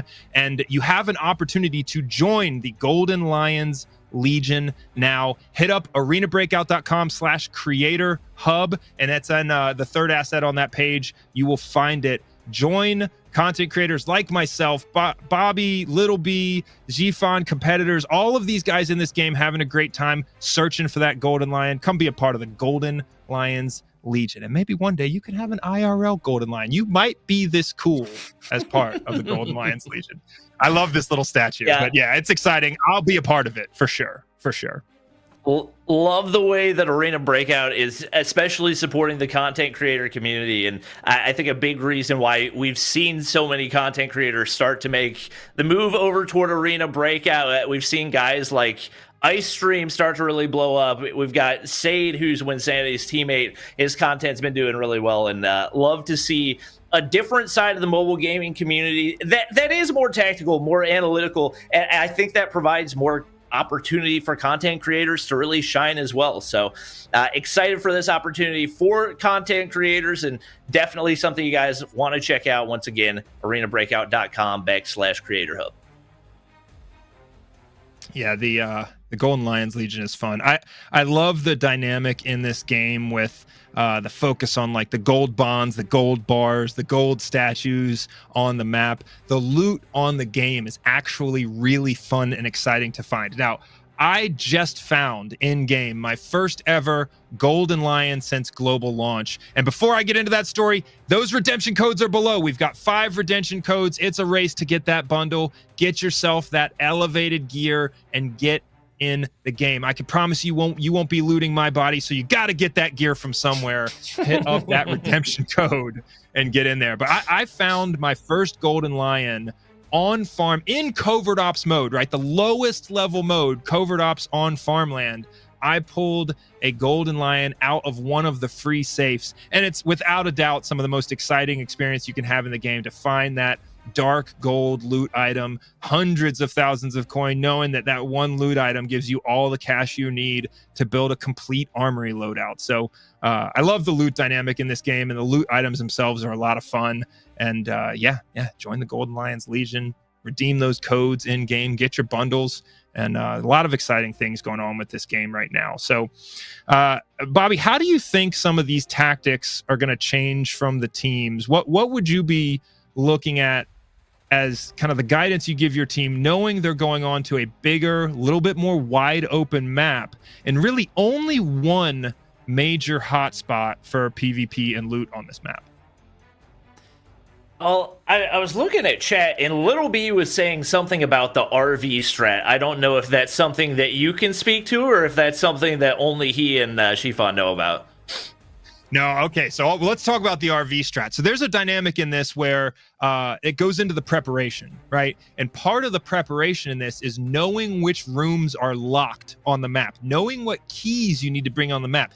There is one locked room at RV camp, and this is one of those high risk, high reward strategies. So that strategy is to hit a non-central loot location, right? So the central loot location on Valley is Villa. Going somewhere else with the right key, knowing you're going to hit less traffic, not have to go all the way across the map, but you're taking a chance, right? Big time RNG, you have one locked room to have a chance to get your loot value. But the fact of the matter is, some of these locked rooms have an opportunity to give you hundreds of thousands of loot value. So we may see either of those high risk, high reward strategies where you hit a non-standard loot location and hope for the best, or where you run to another team's spawn point, try to win that gunfight, and never go to the hot area on the map. Get it out of the way early, close to the spawn, and then sprint to that extract. So I'm interested to see if we see the RV camp strat, if we see the spawn rush strat, or if we see a bunch of teams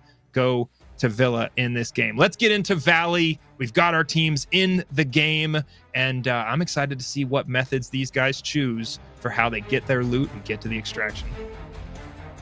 Yeah, apparently Little B was actually spoiling strats in chat, so maybe we see that picked up by one of these other squads. To be honest, I doubt that there's a whole lot that Wynnsanity squad is going to be learning that they haven't already known about the game. I think showing that level of mastery on map number 1 ridiculous time they put up, absolutely cementing themselves as the team to beat. But Ace Lawrence taken down off spawn.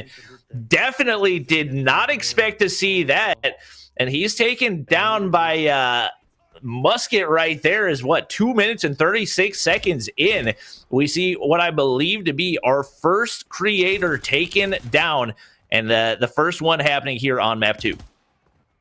And it looks like we do see Wynnsanity in RV camp. We're gonna, if he opens the door and then does not run straight south, we know he's doing the RV strat. So looks like he has run past that locked door. So this may just be their route down to Villa, but this is RV camp. You can see from RV camp, you have a lot of visibility. This is a very safe location to be once you've cleared it, seized that terrain. They've got lots of visibility, lots of coverage of those avenues of approach. But what we see is a lot of looking around and not a lot of looting right now. So we're going to see if Wynnsanity unlocks those doors. He may have a teammate checking out the loot while they cover security right now. But this is RV camp.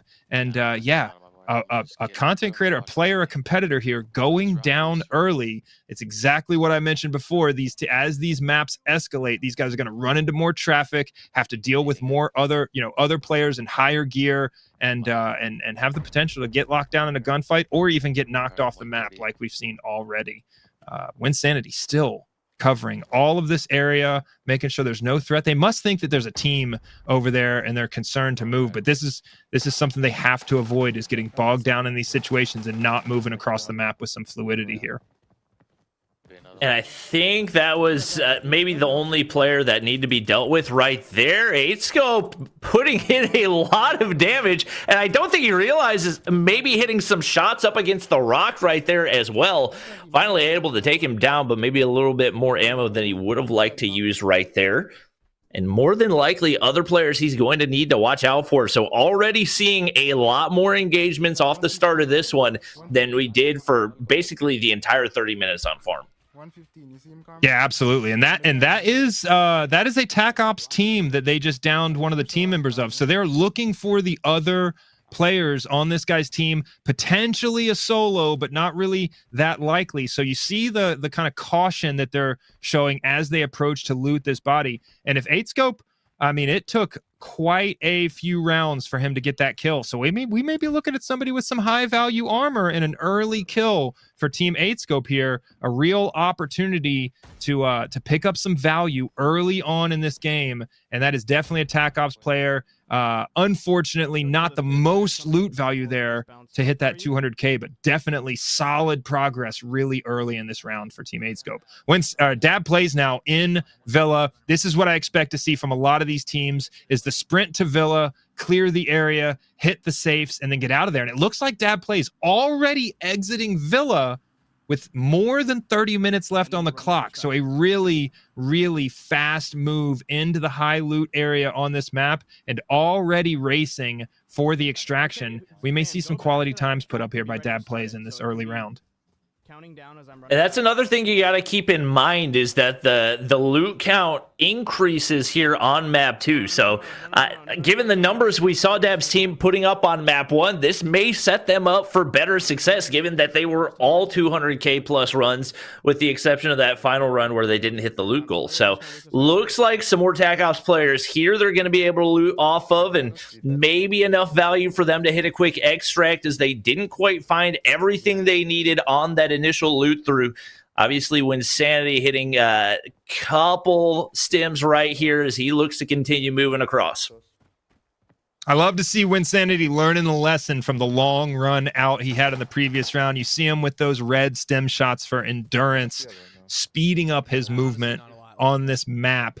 And Wynnsanity in Villa as well, probably one of the most consistent tactics that we are going to see, unless these guys get a crazy squad wipe or some really early off-site loot RNG. But these guys are going to look to move through Villa very, very quickly here, hit all of the safes, and spread out so that they can do that efficiently. But Wynnsanity already at the 6-minute mark in this game, and we saw DabPlays exiting Villa at the 4-minute mark. So it's definitely some difference in these teams' ability to get to the loot quickly, and every little bit of time, every one of those minutes matters at this point. Wynnsanity not looking to have too much trouble with the loot, but he's going to need to move through this area quickly to be able to catch up to some of those teams that are already headed to that extraction point.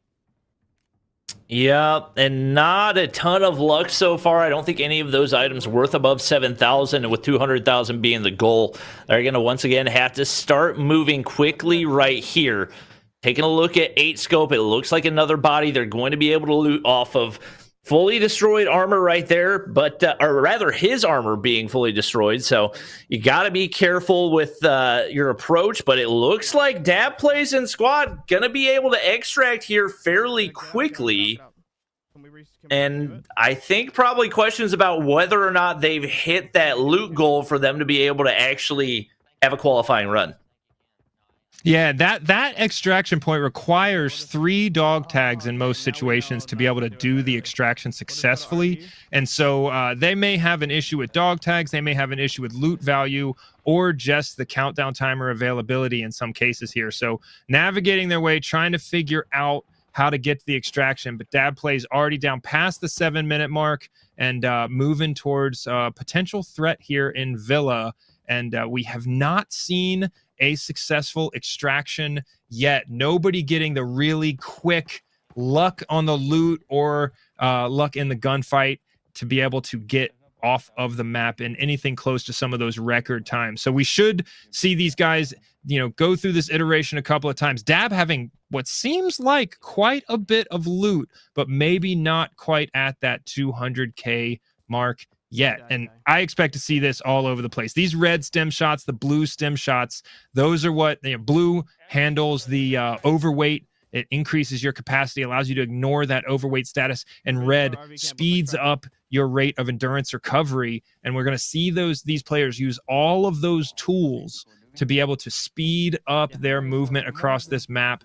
And Dab utilizing everything available there. 8 scope, another TAC Ops player. This map has been spicy for these guys today. Gunfights in all directions, and a little bit of value here with 8 scope being able to pull off a couple of optics and a couple of high value items off of a couple of these TAC Ops players that they've downed. Now we see Wynnsanity.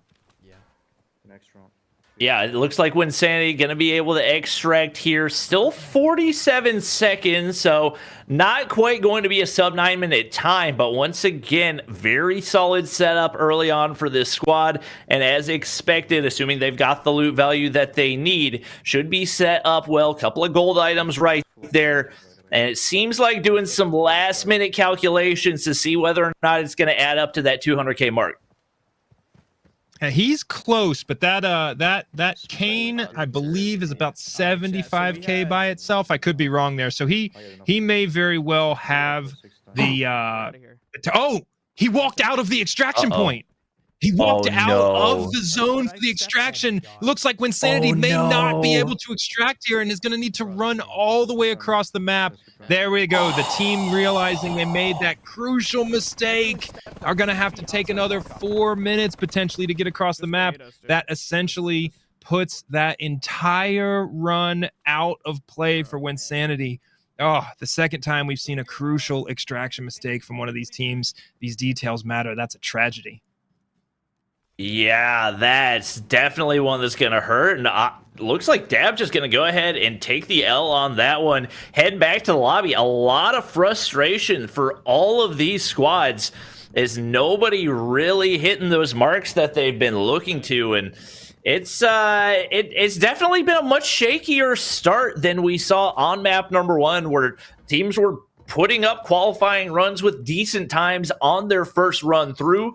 Right now, Ace Lawrence hitting the full reset, but it looks like the golden lion right there, and they're right by the extraction. Oh my gosh. We're going to see a record here. 2 minutes. The best execution of the RV strat I've ever seen. I can't believe what I just saw.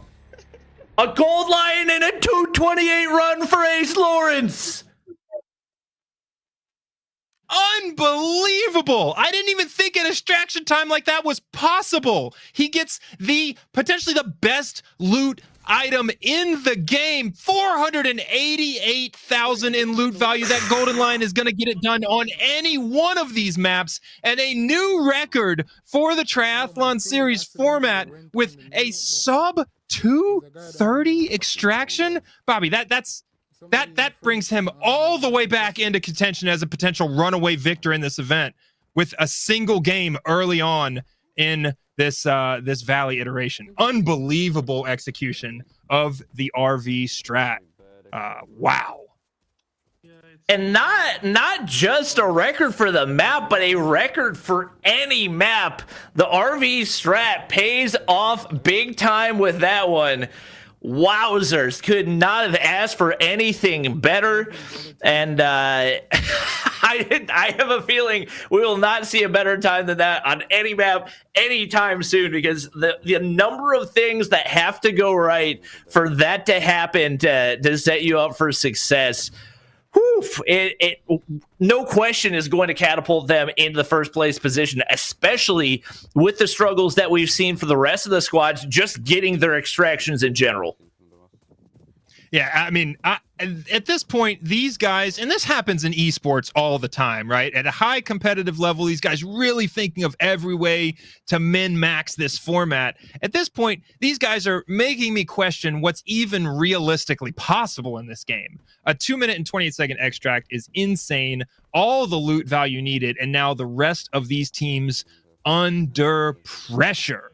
That's a huge gap he's going to create with that time. We see 8scope now working through these guards, and the speed that these guys are going to have just to compete at this point is going to be pretty unbelievable, and lots of frustration at this point on Valley. We have 3 teams that don't really have extraction times at this point that really keep them in contention now that we've seen a 228. So looking to see a couple of fast runs, plenty of time left in this round with over 16 minutes left. Guys have enough time to get at least 2 more runs if they're efficient. And so this is still wide open, but a wildly successful extraction time with the fastest we've ever seen in this game in a live event.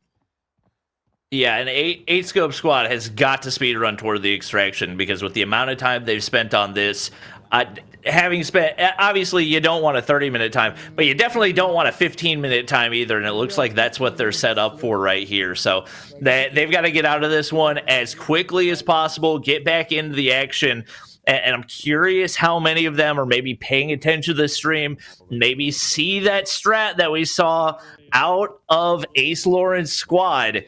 If we maybe see a couple more teams try to make that push toward RV and see if they can test their luck there. But DabPlays squad right back into the action.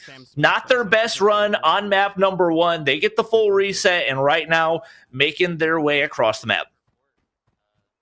Yep, there's an opportunity here at Port, but I think it would be a mistake. He's on the western side of Valley here, and there's a locked room at Port, but we see him looking to run right past that. Now, it's important to remember that a strat like the RV strat takes experience in planning, because there are keys like that all over this map, but to know which room, to know which key has that high likelihood of value and the potential for that close extraction. That's not going to work with every one of those keys. That's not going to work on every map. So we see Dab running past the Port locked room opportunity and headed straight to Villa. And this is one of the most dangerous areas on the map to be running. 8scope finally at the extraction point, potentially with enough value. He's got some optics in there, and you never know the value of the ammo these guys could loot off of other players. But with a 15:44 time, even if he hits that minimum loot value, not quite enough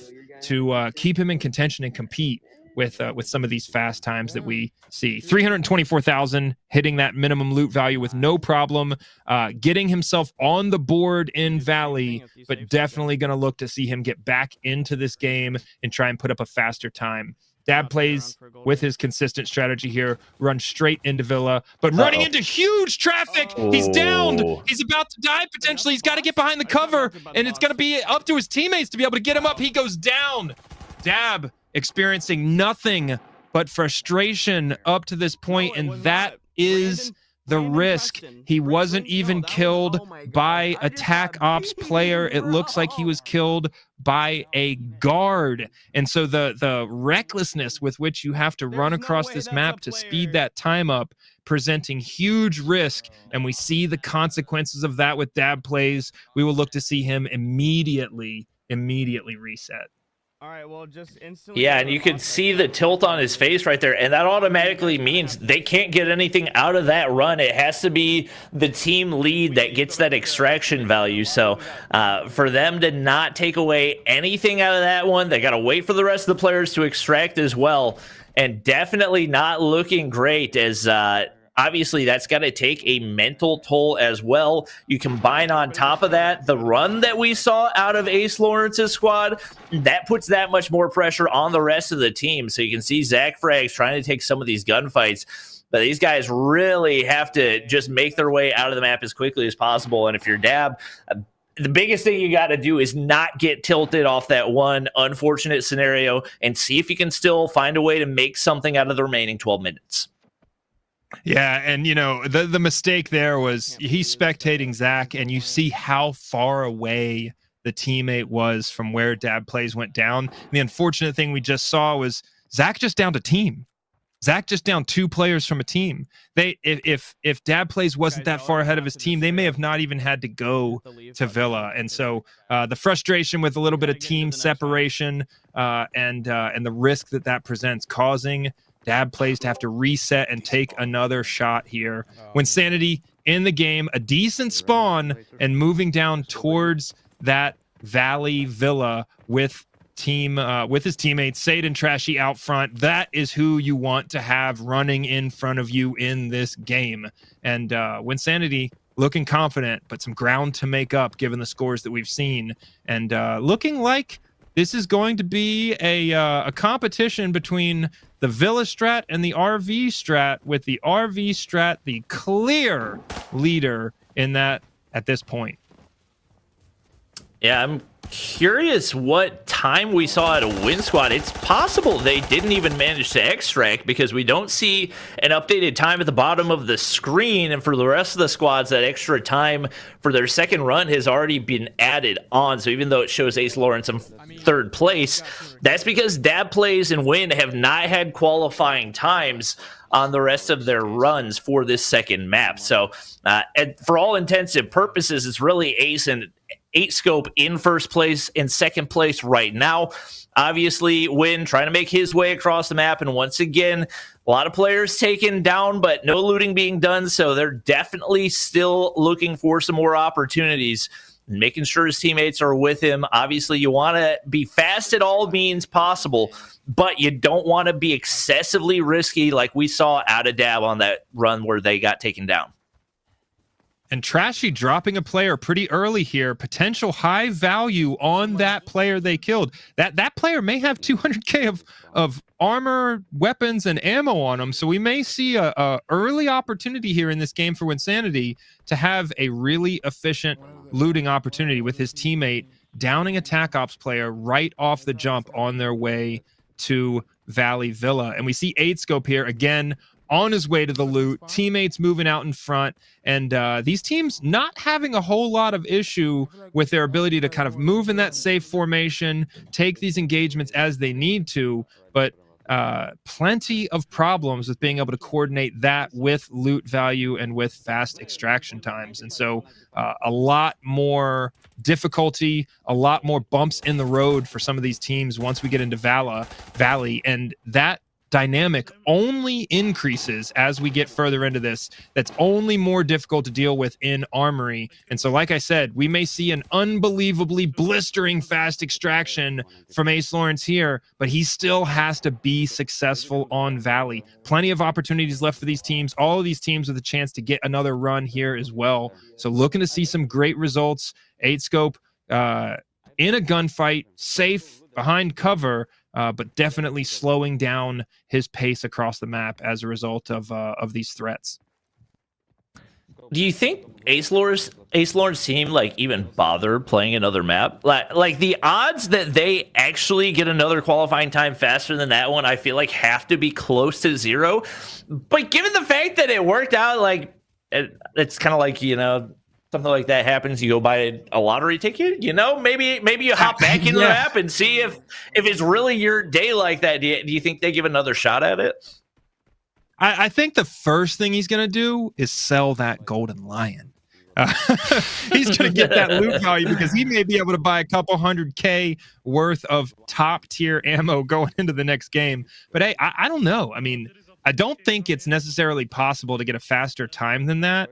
And the luck on the loot where one item accounts for your entire required loot value. But at this point, I don't think I can make an accurate prediction of what's possible in this game after what we just saw. So, yeah, they may be taking a break, or they may be just getting in some reps with the team and trying to keep their momentum up, stay warm for that next round. But the pressure is definitely off of Ace Lawrence. As the rest of these teams, we see AScope with that 26-minute and 45-second update to account for his successful extraction, but we do not see a qualifying extraction time yet from DabPlays or Wynnsanity, two of the teams that were, potential arguable favorites for the chat and for us coming into this game, struggling in our second round. Yep, you can see AScope picking up some loot off of a Tech Ops player right here. Doesn't look like really a ton of value to be gained off of it, though. And searching pockets, maybe some ammo that he can pick up, and he is going to be able to find some gold ammo. So once again, you get that value. And it's still not the end of the world if you have to loot a couple additional places. You're only 4 minutes in, and especially with the struggles that we've seen for Wynnsanity and Dab squads, Wynnsanity and Dab squads, you're really just competing with them right now because there's no realistic way that you're going to be able to match Ace Lawrence's time for what they did finding that golden lion. But if you can keep things closer with Wynn and Dab squads, you give yourselves a chance, especially hoping that Ace and his squad have a bad map 3. Yeah, absolutely. The goal is to stay in a close second place at this point because all bets are off in Armory, and you never know how those games are going to go, where you're going to get stuck in the gunfight. And we see DabPlays with 6 minutes and 15 seconds left on this round, absolutely racing towards Villa. I'm interested to see if he's out ahead of his teammates again and deciding that risk is prudent, because that is obviously a very risky move to be out on your own racing towards the loot. But the fact of the matter is the loot's got to be in his backpack. It's got to be on him in his inventory. So he's got to get there and get out really, really quickly. And 6.5 minutes to do it in is not a lot of time for Team DabPlays, using all of the stem shots, all of the energy drinks possible to keep his pace up. And he is taking the most direct line to the loot right now, absolutely throwing his regard for risk into the wind. He just does not care. He is sprinting across the beach. I pray and hope for Tac Ops players when I'm playing Valley to do what Dab is doing right now because of how risky it is and how easy it is to kill someone in that environment. But he's taken all the risk to try and get that qualifying time on the board here. And 8scope potentially having down that Tac Ops team, having enough loot value here. We see him moving across the map, and he has an opportunity to shave significant time off of that first 15-minute extraction time. But I'm worried about Wynnsanity and DabPlays. A 30-minute time here. 30-minute time, Bobby, is absolutely horrible for the long-term opportunity to compete going into this last round. Well, he does pick up a cane out of that safe, so a solid start to getting toward that 100K, or rather 200K mark. This man's sweating so hard, he's popping energy drinks IRL as well, so he's doing everything that he can to try to give himself a chance at winning here. And you can hear the footsteps, the gunshots all around, trying to clear out as many of these corners because you cannot afford for him to get taken down here. Definitely priority on his teammates taking those gunfights, and he's quickly making his way to as many safes as he possibly can, hoping and praying for the golden line, and does get a golden necklace right there. So a solid start for him is some decent loot out of those first couple of safes. That may be all the loot is that 200K? He needs. Oh my gosh. That may be all the loot he needs between that cane and that necklace. And if he's able to to get. Yes, you see him celebrating there. It He's looks like they're going to be able to pumped. get this Yeah. extraction. DabPlays with a sub 5-minute extraction potential here. We're going to need to see the confirmation, but we see that's a 400K I didn't realize that was on the golden 400K. necklace. That's so good. That's what I thought it Wow. was. I thought that golden necklace was going to be good enough. He gets that gold loot, is able to activate this extraction point. It took a lot for him to be able to line all of those things up. This is an activated extraction point. You need those dog tags, so you have to have downed a team. He had to find that loot item, and he's perfectly positioned to get a sub 5, barely over 4 minutes on the clock here. Definitely going to hit the loot value needed. And DabPlays right back in it. We saw in the chat everyone cheering for DabPlays to risk it for the biscuit, and he did not disappoint with this high value extraction in a really fast competitive time to keep his team in this event, in this game, and give him some real momentum going into Armory. 4 minutes and 10 seconds for DabPlays. Wow, what a crucial run, especially given the risky spot that they were in as well. Just question marks around whether they would even be able to extract in time. So not only doing that, but a 400K necklace. And that keeps them competitive, not only with the rest of the teams, but with Ace Lawrence's squad. I'm curious to see how the times will stack up. If I remember correctly, I think Dab's fastest time on map 1 was around 8 minutes. So that should put them close to 12 minutes in total, which is not far at all from the 10 minutes that we saw for Ace Lawrence's squad in total between the first 2 maps. Definitely puts 8scope in a rough spot. Is only 1 minute and 50 left, and it looks like they do not have the loot necessary. Their runs have not looked super speedy either, and looking like they may well be out of contention depending on how this one goes, but they sprint toward the extraction and maybe have enough to be able to get out right here. You can see it's still going to be a 10-minute run, but at least keeping them in contention. Yeah, he was able to pick up a Northridge key in that last overcoat that he looted, but that's not a super high value key. Depending on what else he has, it might have been enough to put him over the edge of that 200K, but clearly having some issues with that extraction point. If they are not able to extract at the helipad, it does not look like they'll be able to. That typically has a 1-minute countdown timer with less than 1 minute left in the round at this point.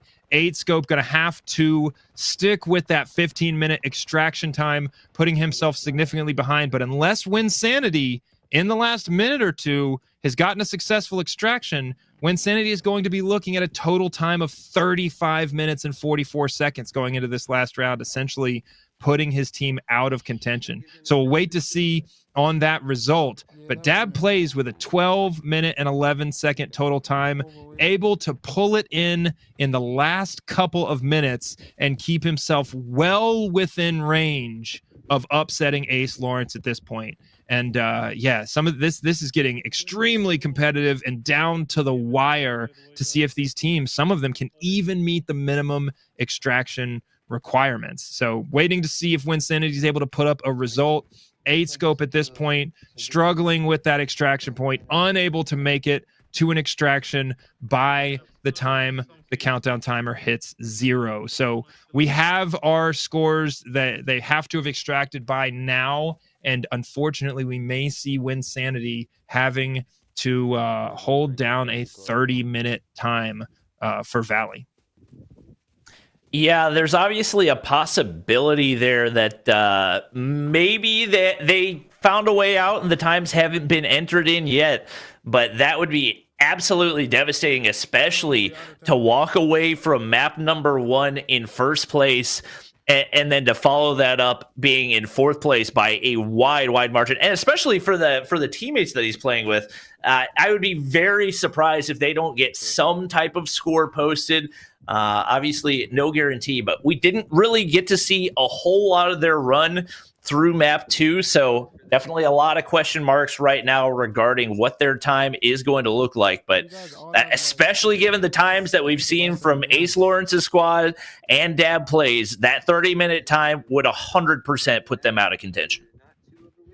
Yeah, absolutely. And here's what's exciting about this triathlon event as we've progressed forward in this week by week is what we're seeing from these teams are high-level strategies to fully optimize the potential of what you can get done on these maps. I love that for the viewers. I love that for the chat, because what you get in this game is an event like this gives everyone awesome ideas for what they want to go try in game. And so that's what I want to see. I need to see people in the comments of future events saying, I pulled off Ace Lawrence's RV strat. I heard it from Little B in the chat, and I went and I got it done, and I got myself a Golden Lion as well. It's fun to see these strategies work out well for some of these players, and hopefully give the chance for everybody who's playing and enjoying this game to try out some new things. So as we finish up our round on Valley, we've seen our highest highs and potentially our lowest lows all on one map, but the story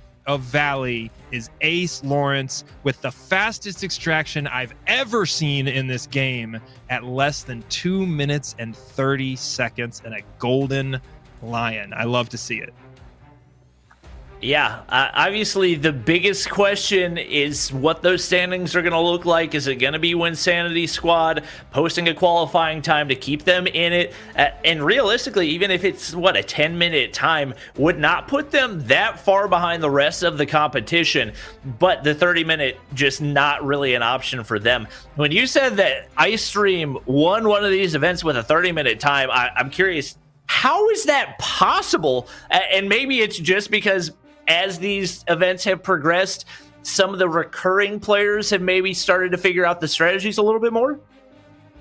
Well, what happened in that instance is really the only way to win if you log a 30-minute time is for every other team in the event to probably also get stuck with a 30-minute time at some other point. I believe that's what happened. But what that required is, like, they posted a 30-minute time on map 1, and they had to keep it locked down, keep it together, and post good times, just praying that other teams would run into struggles. And that is what happened.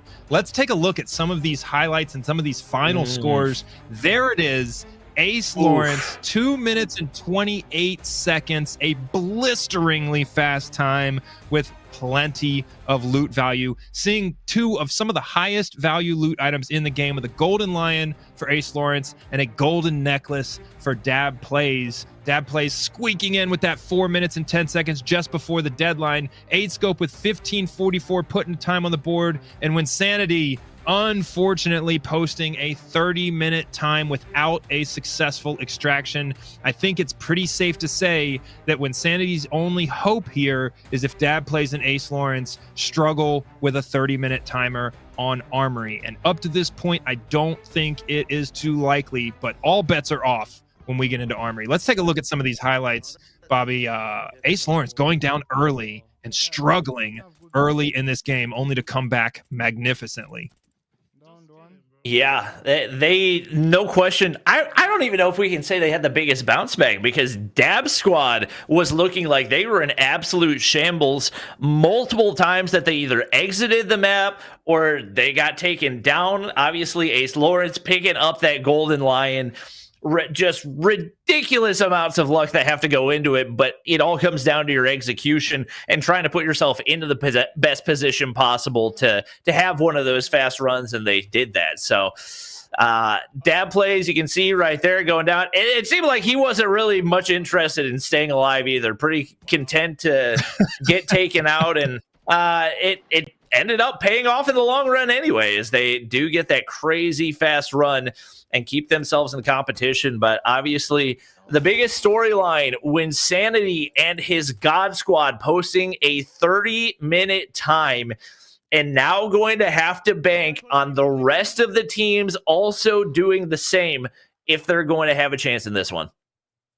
And I think probably my favorite point in that Valley game was when we got to see DabPlays realize what was in that loot box, what was in that safe, and give us a near Tiger Woods fist pump as soon as he realized he had a beautiful opportunity for an extraction, and a quick one at that. We are going to be moving towards a break here in a couple of minutes. We're going to take about a 5-minute break. The Armory The Armory prep is intense, but before we do that, I want to mention again the Golden Lions Legion. This is an opportunity for content creators to get in the game, join through the Creator Hub there at arenabreakout.com/Creator Hub, and earn some real cash as well as some in-game loot through this Golden Lions Legion. Go sign up today if you want to join us in making content on this game. I will be at the Creator Hub website immediately after the cast myself. I'm excited about the Golden Lions Legion, the opportunity that Arena Breakout and More Fun Games is giving content creators, and how excited they are to engage with content creators. Also coming up, we have our next 5 redemption keys. Get your games out, log in, and get ready to enter these 5 redemption keys. There's 5 available. You gotta be quick, and these are the bundles that are gonna give you that loot to maybe have a chance at that RV strat that we saw from Ace Lawrence in the game today. Yep, it's easy value for those of you who got quick fingers, and we've got more to be given away throughout, so make sure you guys don't miss out. But once again, the big opportunity for any content creator that wants to join the Golden Lions Legion. But we are going to head on over to a quick break before we head into the final map. Lots of tension building here as we've got 2 pretty definitive top teams. It's going to be Ace Lawrence squad going up against DabPlays and Armory to see who can get the fastest time and take home that first place prize. You guys aren't going to want to miss it. We'll be back in a few.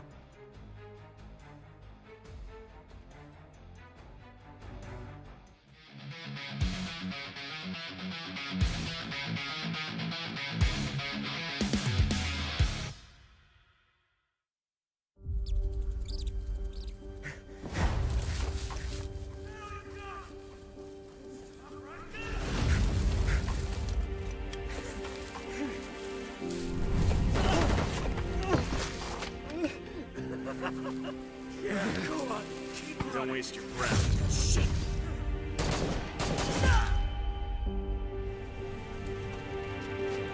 The bastards came, guns blazing.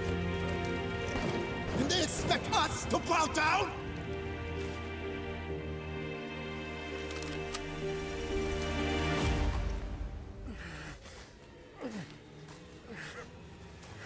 This? What you're fighting for?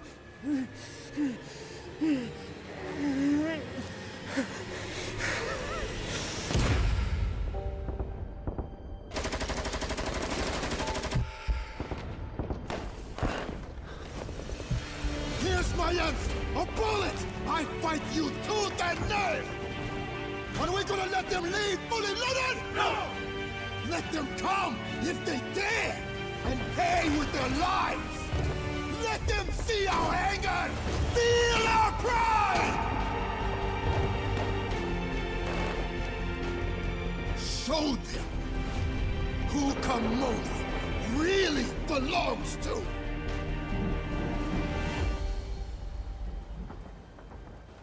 I will fight for her until the end.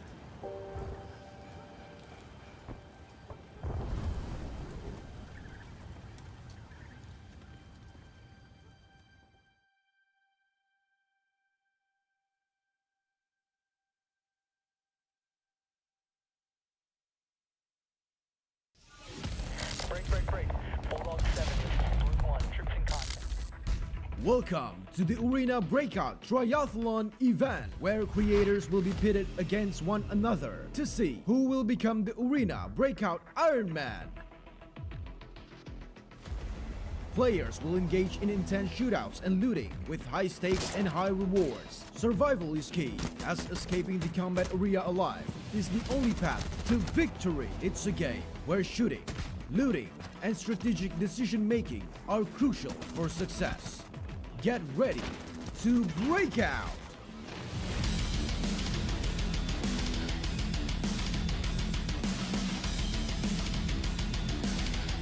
We've assembled top FPS pros and creators from across the globe to compete in 3 different challenges. Each challenge will take place on a different map, and the goal will be to get it, obtain the required amount of loot, and extract. Challengers will have unlimited attempts within a 30-minute time limit. Failure on any maps gets marked as the full 30 minutes. The lowest combined time across all challenges wins. Challenges will feature creators as participants, and they can choose to compete individually, bring along friends for assistance, or form teams with anyone. There are no restrictions on loadout value, but anything they bring will not count towards the map goal. The first challenge takes place on the farm. Creators must navigate through the heavily patrolled fields and gather 100k coin worth of loot before extracting. The next challenge is in the valley blockade. Will they choose to break into the villas to find large amounts of loot and enemies, or stay on the outskirts and play it safe? Either way, challengers must snap 200k coin before breaking out. The final challenge will be held in the Armory. Challengers must be sure to do their reconnaissance here in order to remain efficient and find the exit to this potential death trap. This time, 300k coin is needed before your final evac. Heads up, any form of cheating is strictly prohibited. Keep your eyes on the battlefield to make sure you don't miss a minute of the action. Arena Breakout will be available on iOS and Android, so pre-register now.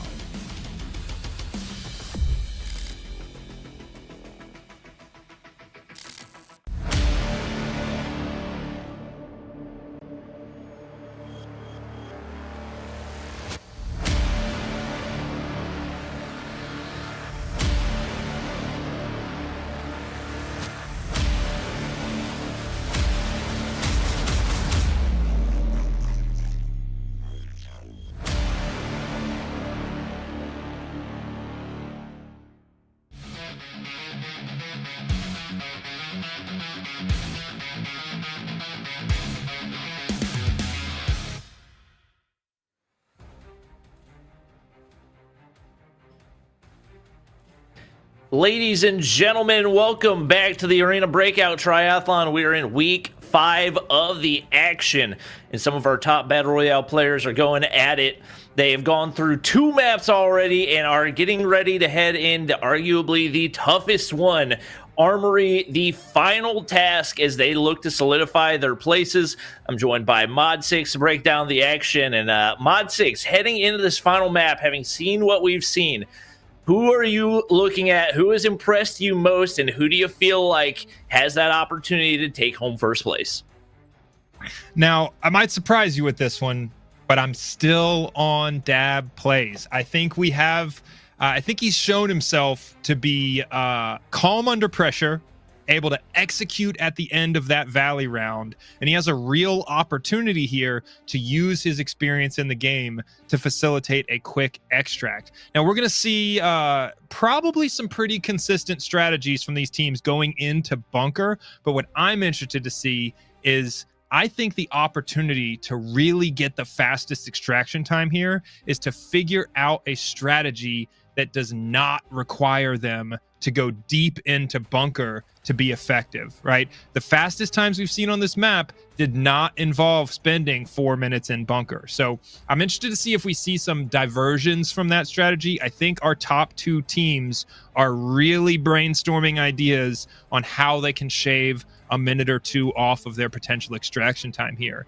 And then we may see some wild upsets. This is a map that is extremely competitive. The guards don't miss, and there's no delay on when they shoot. And all of the other teams on this map, you can expect them to be in level 5, level 6 gear, maxed out ammo levels, and it is going to get a lot more competitive, a lot more risky to make those fast moves across the map. So as much as it looks like Ace Lawrence and DabPlays have this lockdown and a battle between the 2 of them, if we see really highly competitive gunfights, we may see some of these teams struggle. And this is the map where these teams are most likely to post that 30-minute extraction time due to the competition. So it's all up in the air, but I think consistency is going to win the day on this map. And we are going to be jumping right into Armory with these teams. They're going to be in the line of fire, and they have to figure out how to get off this map with at least 300,000 coin.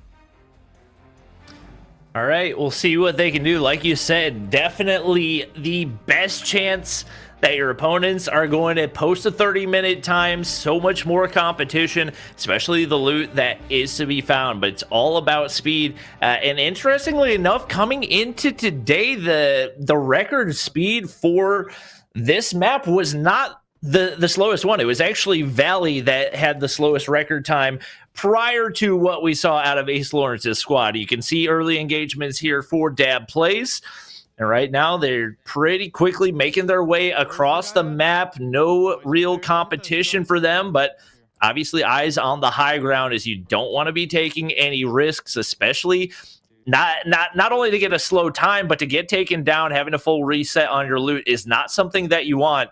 And right now, just trying to make his way up this hill to give himself a better angle to watch that outer area. Yeah, this is going to be an environment of pretty constant gunfights, but we see DabPlays able to knock out at least one TAC Ops player early, and depending on that gear, we saw some level 4 stuff, but we may see some high value come to these players from gunfights, and if they're able to avoid having to check all of those locked rooms in bunker, that could facilitate a quick extract. Wynnsanity dealing with some threats on his movement here, looks like he is headed towards bunker generally, but stopping through some of these areas to see some loot opportunity, little bit separated from his team, and with all of the threats on this map, that is not something you want to make a habit of. So we see him looking to rejoin his team there, watching out for some of that fall damage, more things that could potentially cause him to have to stop, heal, and waste more time. So we see Wynnsanity avoiding that fall damage, hitting the energy drink, and continuing his movement across this map. We've seen these teams continue to flow across this map with some speed like we've seen in previous iterations,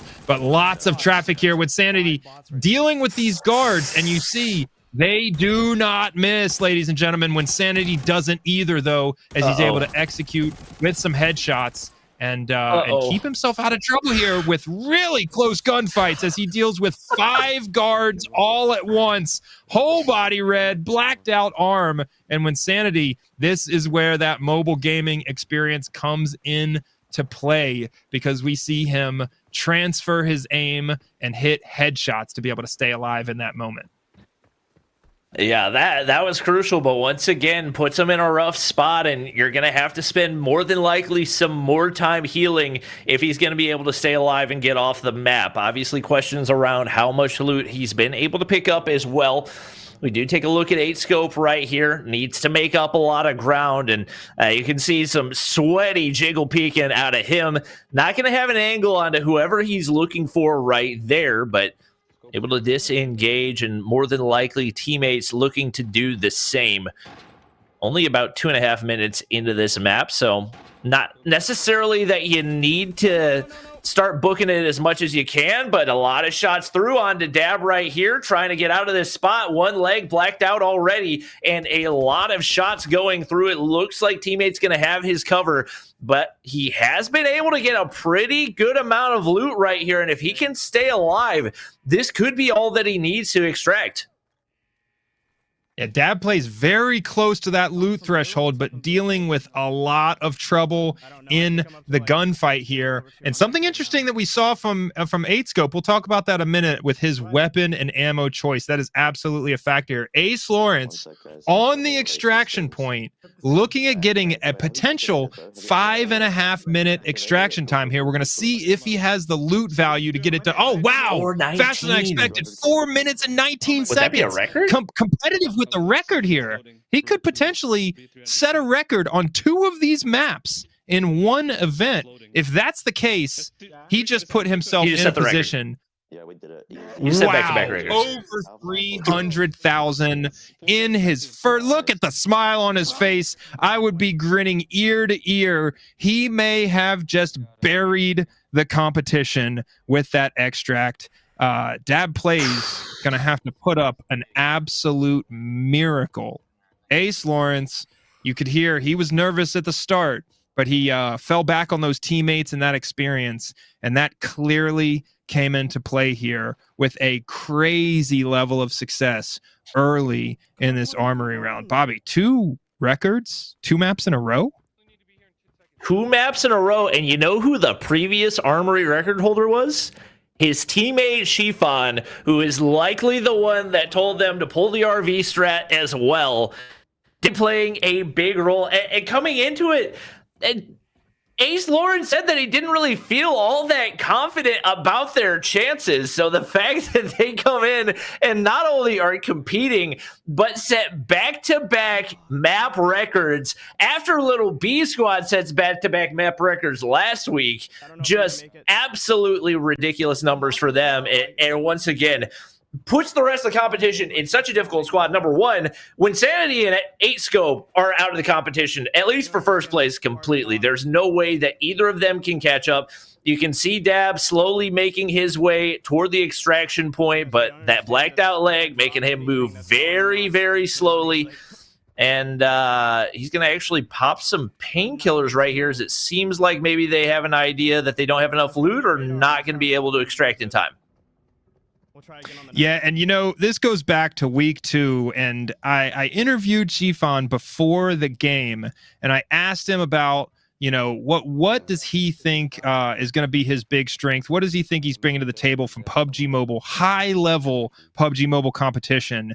And he said, do not sleep on PUBG Mobile competitors in this game. They're excited about it. And the dedication they put into that level of high competition is clearly on display today, with Shifan coming to the table with the winning strats. And really, his record as a teammate in this event is better possibly than any other player right now, really contributing to the winning strat there and offering his team leader an opportunity to post some wild extraction times. 8scope, we see him consistently getting slowed down and dealing with these long distance engagements. I have no doubt about his proficiency with that sniper rifle, but potentially not the best approach to being able to get through these engagements with as much speed as possible as his team continues to move across the map away from that threat. He's kind of holding that rear guard as his team fans out and moves towards some of these loot areas. But again,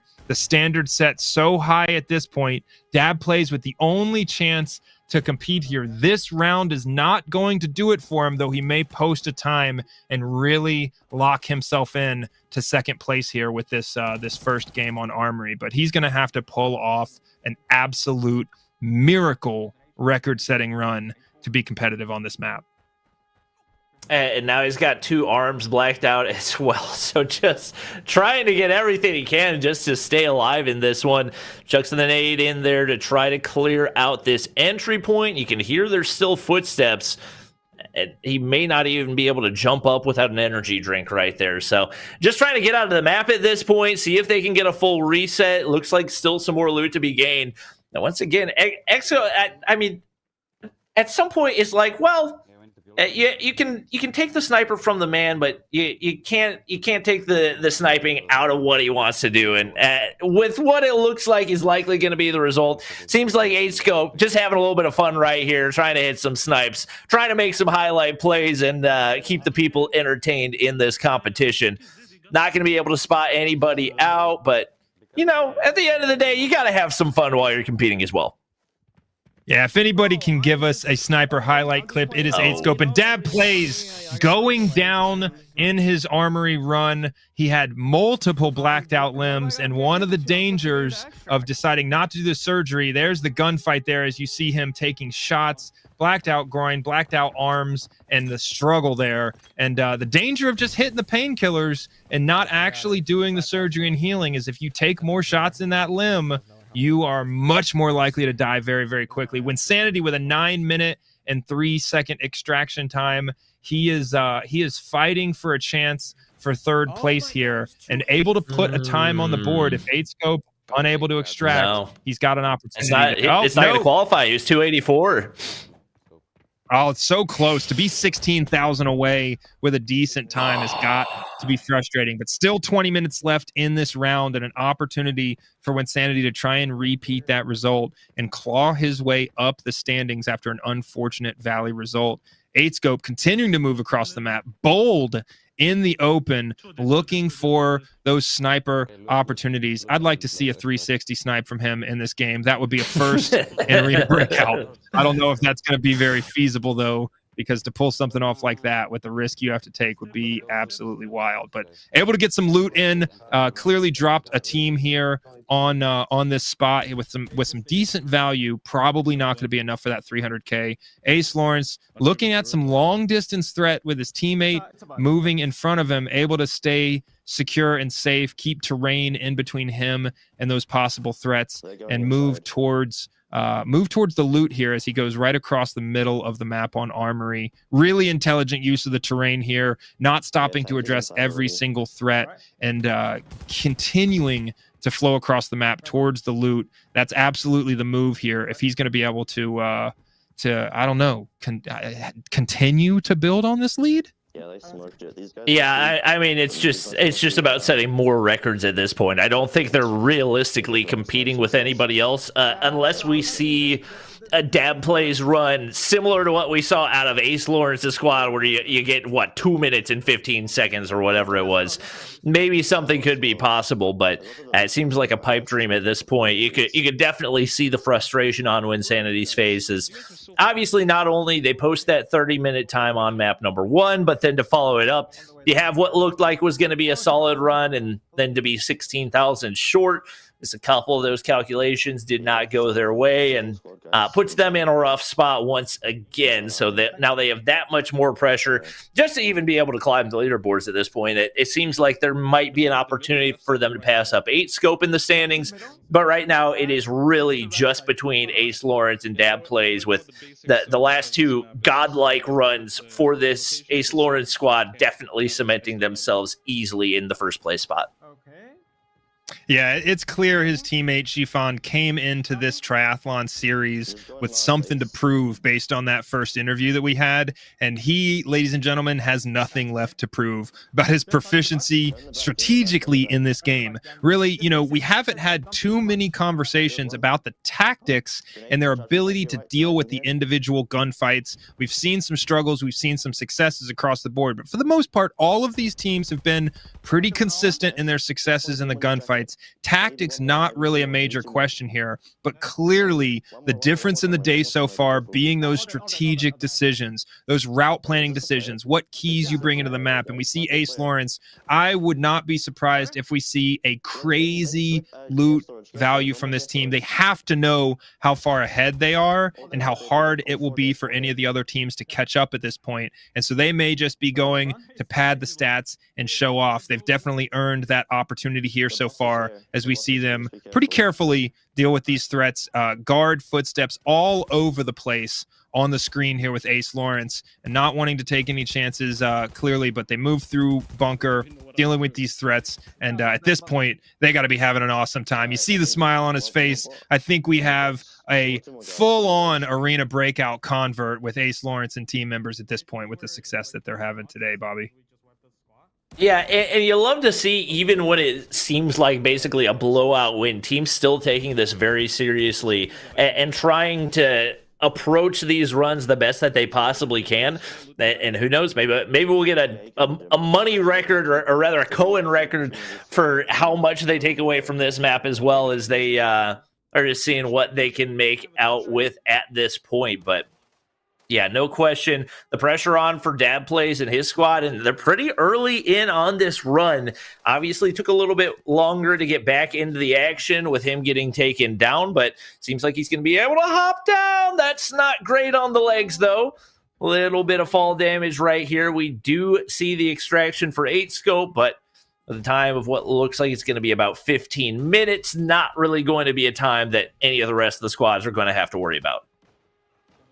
Yeah, an interesting tactic we see here from DabPlays is he and his team cleared the area in front of bunker from the high ground, which gives him a quick opportunity here to make his run towards bunker a lot faster, but he's dealing with a gas grenade. If he sits gas grenade too long, he does not have a gas mask on. That's going to cause him some struggle. So DabPlays definitely dealing with damage as he moves across Armory. We see 8 scope here, 40 seconds away from his extraction. Not a particularly quick game, with about a 15-minute game here from him, but getting a score on the board will be absolutely crucial if he has the loot value to lock in his potential third place finish here. You see the team, this is one of the safer extraction points with only one route in, and they have 3 guns on the door with their team leader A-Scope. But Wynnsanity in a gunfight here, both arms blacked out, dealing with these guards, nearly dead, 1 HP in a dream.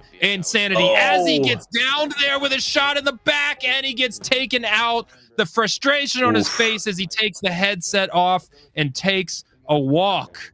Wynnsanity, these players, like you mentioned earlier, Bobby, they are taking this seriously and really competing to get the best result. And you see some of that frustration that we expected from Armory. A-Scope not able to hit the minimum loot value either. That's our second team that is able to get a difficult extraction here on Armory, but with a heartbreaking result being so close to that 300K mark. Ace Lawrence just having a good time, filling up his inventory in his account at this point, well into the lead. And I feel like they've decided to relax a little bit here. You see the time when that timer's up. This is not a super fast run for them, but this is a high loot run for these guys. So taking an opportunity to demonstrate some excellence in bunker, and DabPlays looking to thread this needle in a gunfight. Grenades in here. I tell you, Bobby, grenades in this game are so scary when they're coming in. They will make you absolutely panic. You can see he's dealing with every angle possible. Right now, it's just a completely different story for Ace Lawrence than for all the rest of these teams. You can see the frustration at so many different points across all of the maps for the rest of the squad, and some porcelain right there. Might be able to find some value off of it. Probably not enough to hit that 300K mark, but a solid start for sure.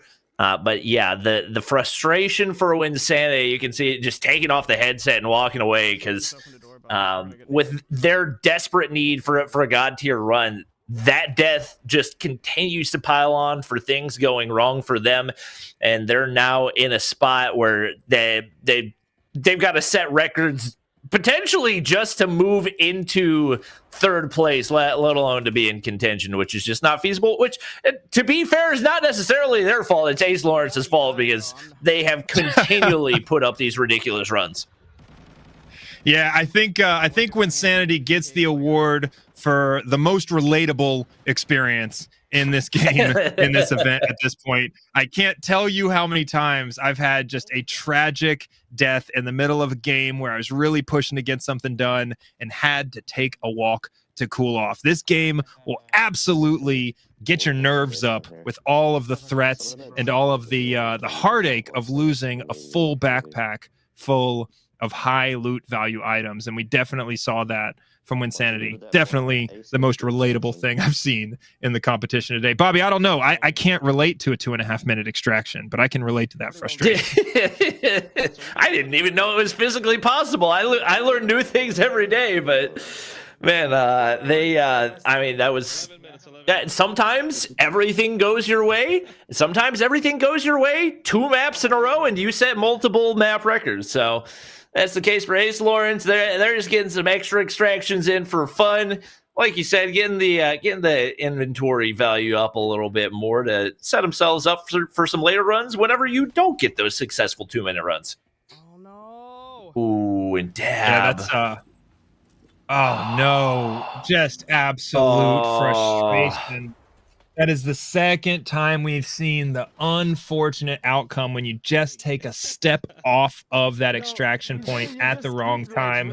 Ace Lawrence, the biggest smiles we've seen all day long. Clearly, the team communication is on point and they're having a good time. And yeah, that consistency, that team dynamic really coming into play for these guys today. But man, I mean, the chat right now, the viewers are getting all of the warnings about what can possibly come your way and prevent a successful extraction here, with 2 teams now falling into the trap of just stepping off that extraction point at the wrong time, missing an extraction. And if you miss that extraction on Armory, you see what DabPlays did. He just laid on his own grenade, because there really isn't a second extraction opportunity once you miss that first one on this map. Which is the same as the OF grenades, the off grenades. And obviously, you don't typically, with the pace of this game, think about it coming down to split-second decisions, but ultimately, that's what it was, because Dab, obviously, he hops off, tries to keep himself alive, doesn't think about the fact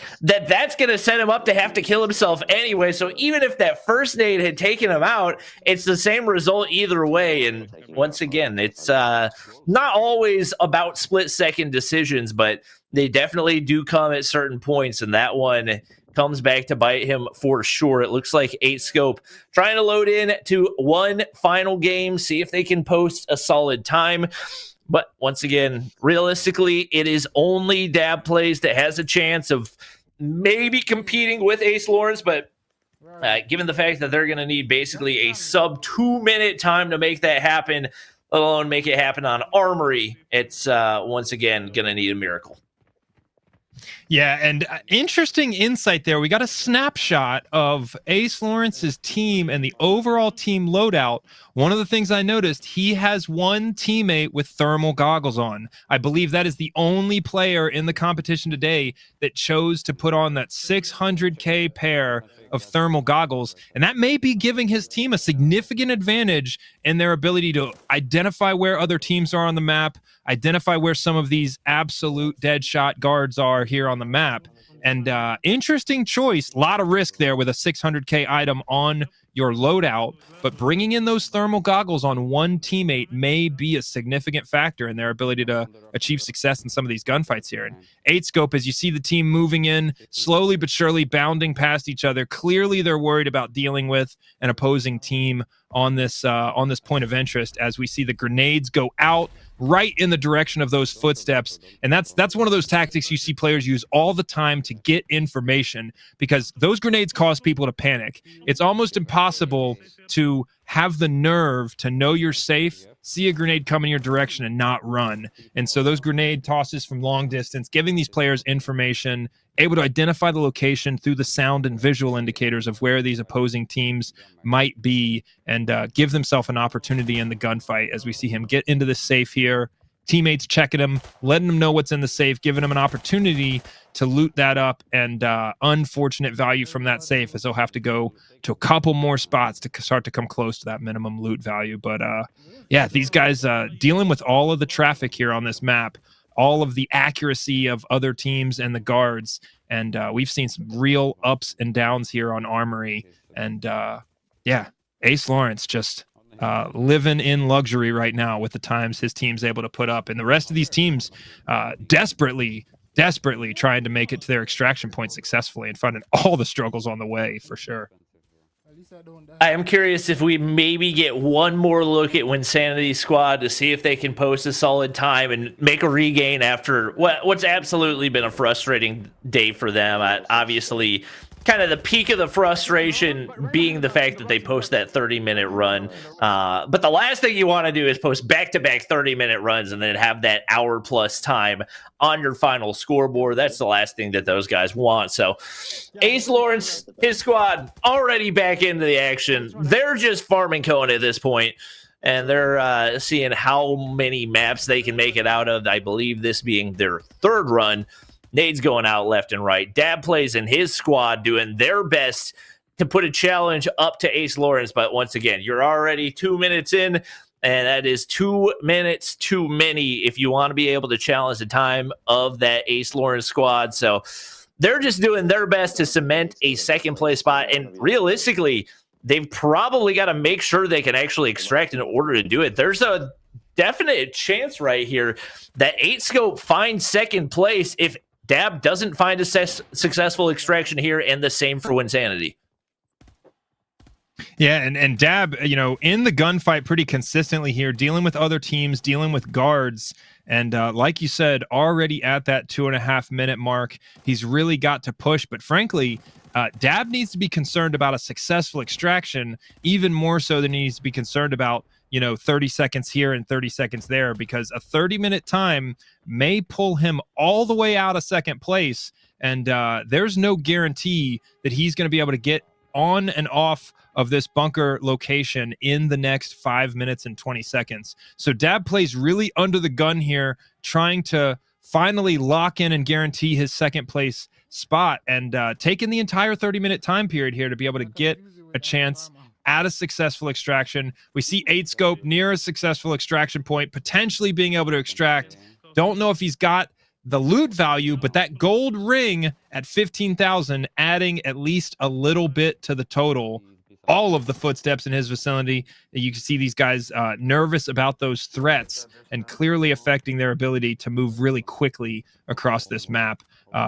That really just goes to show you how impressive the Ace Lawrence extraction is when we see these other teams with some of the best players at this game in the world on their team and running into some struggles. You know, like the way this game goes is, in a 30-minute time period like this, the thing that wins the day is calm under pressure, team communication, but more than anything, consistency in the runs you get. We saw Said in the chat earlier saying, hey, RNG is lucky or unlucky. It's not skill or no skill. And he's exactly right. It's the consistency in the runs in that 30-minute time period that you do with your team that allow you to kind of factor out some of that RNG. If you're able to get 5-6 minute extractions like we saw Ace Lawrence do on farm, one of those is going to turn out with the right RNG, the right loot opportunity, and it's really that consistency that gives them an opportunity to kind of factor out the loot RNG, and we've definitely seen that from Ace Lawrence,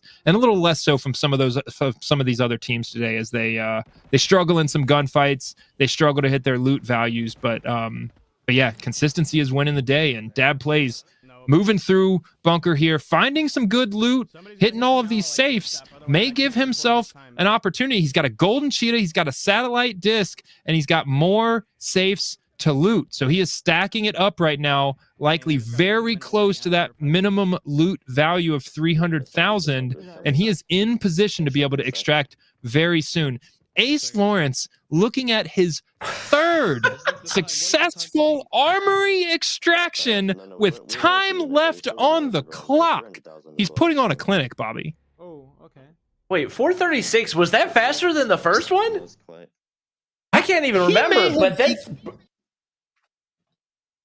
This is crazy. It's faster than Shifan's record coming into this. So I think had he not broken the record the first time around, he would have had the record the second time anyway, and does it with 430,000.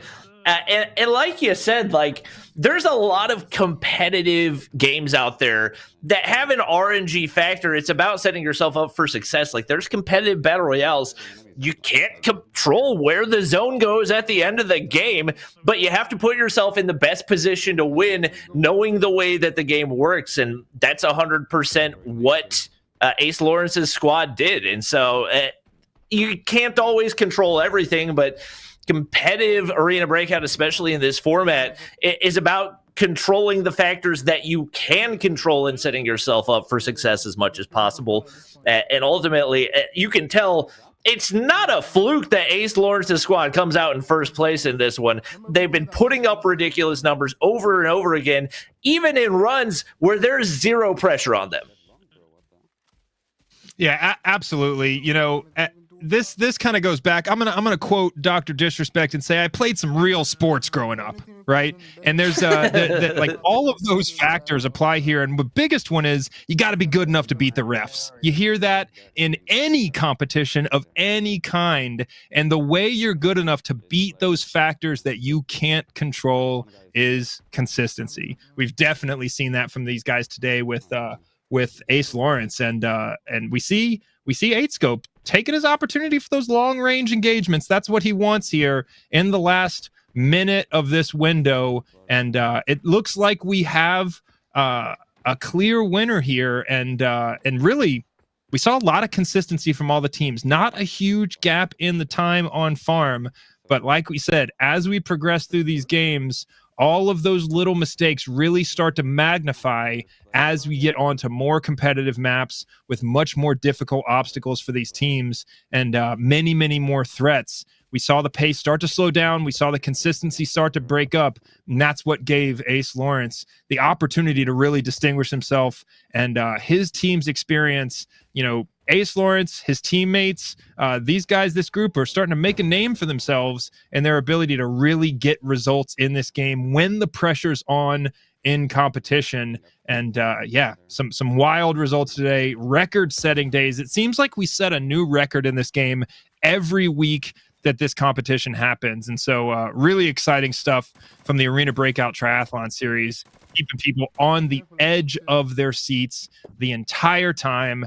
As our countdown timer hits 0, we'll be taking a look at our final results here in just a moment.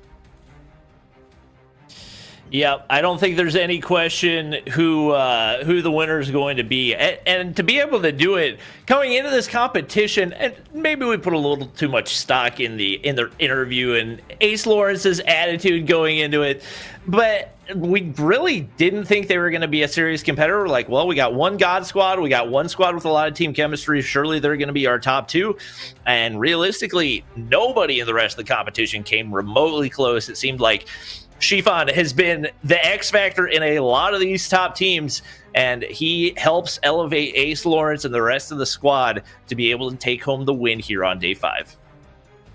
Yeah, the word that comes to mind, Bobby, is undeniable. That's what Ace Lawrence brought to the table today. He has some undeniable teammates. They worked the strategy, and their ability to stay consistent and be successful in their gunfights, in their route planning, that carried the day, and they were able to get it done with all those loot values and set some records in the process. Now, we're going to get a chance to talk to Ace Lawrence about his team's success, and we're also going to get a chance to talk to all of our team captains again.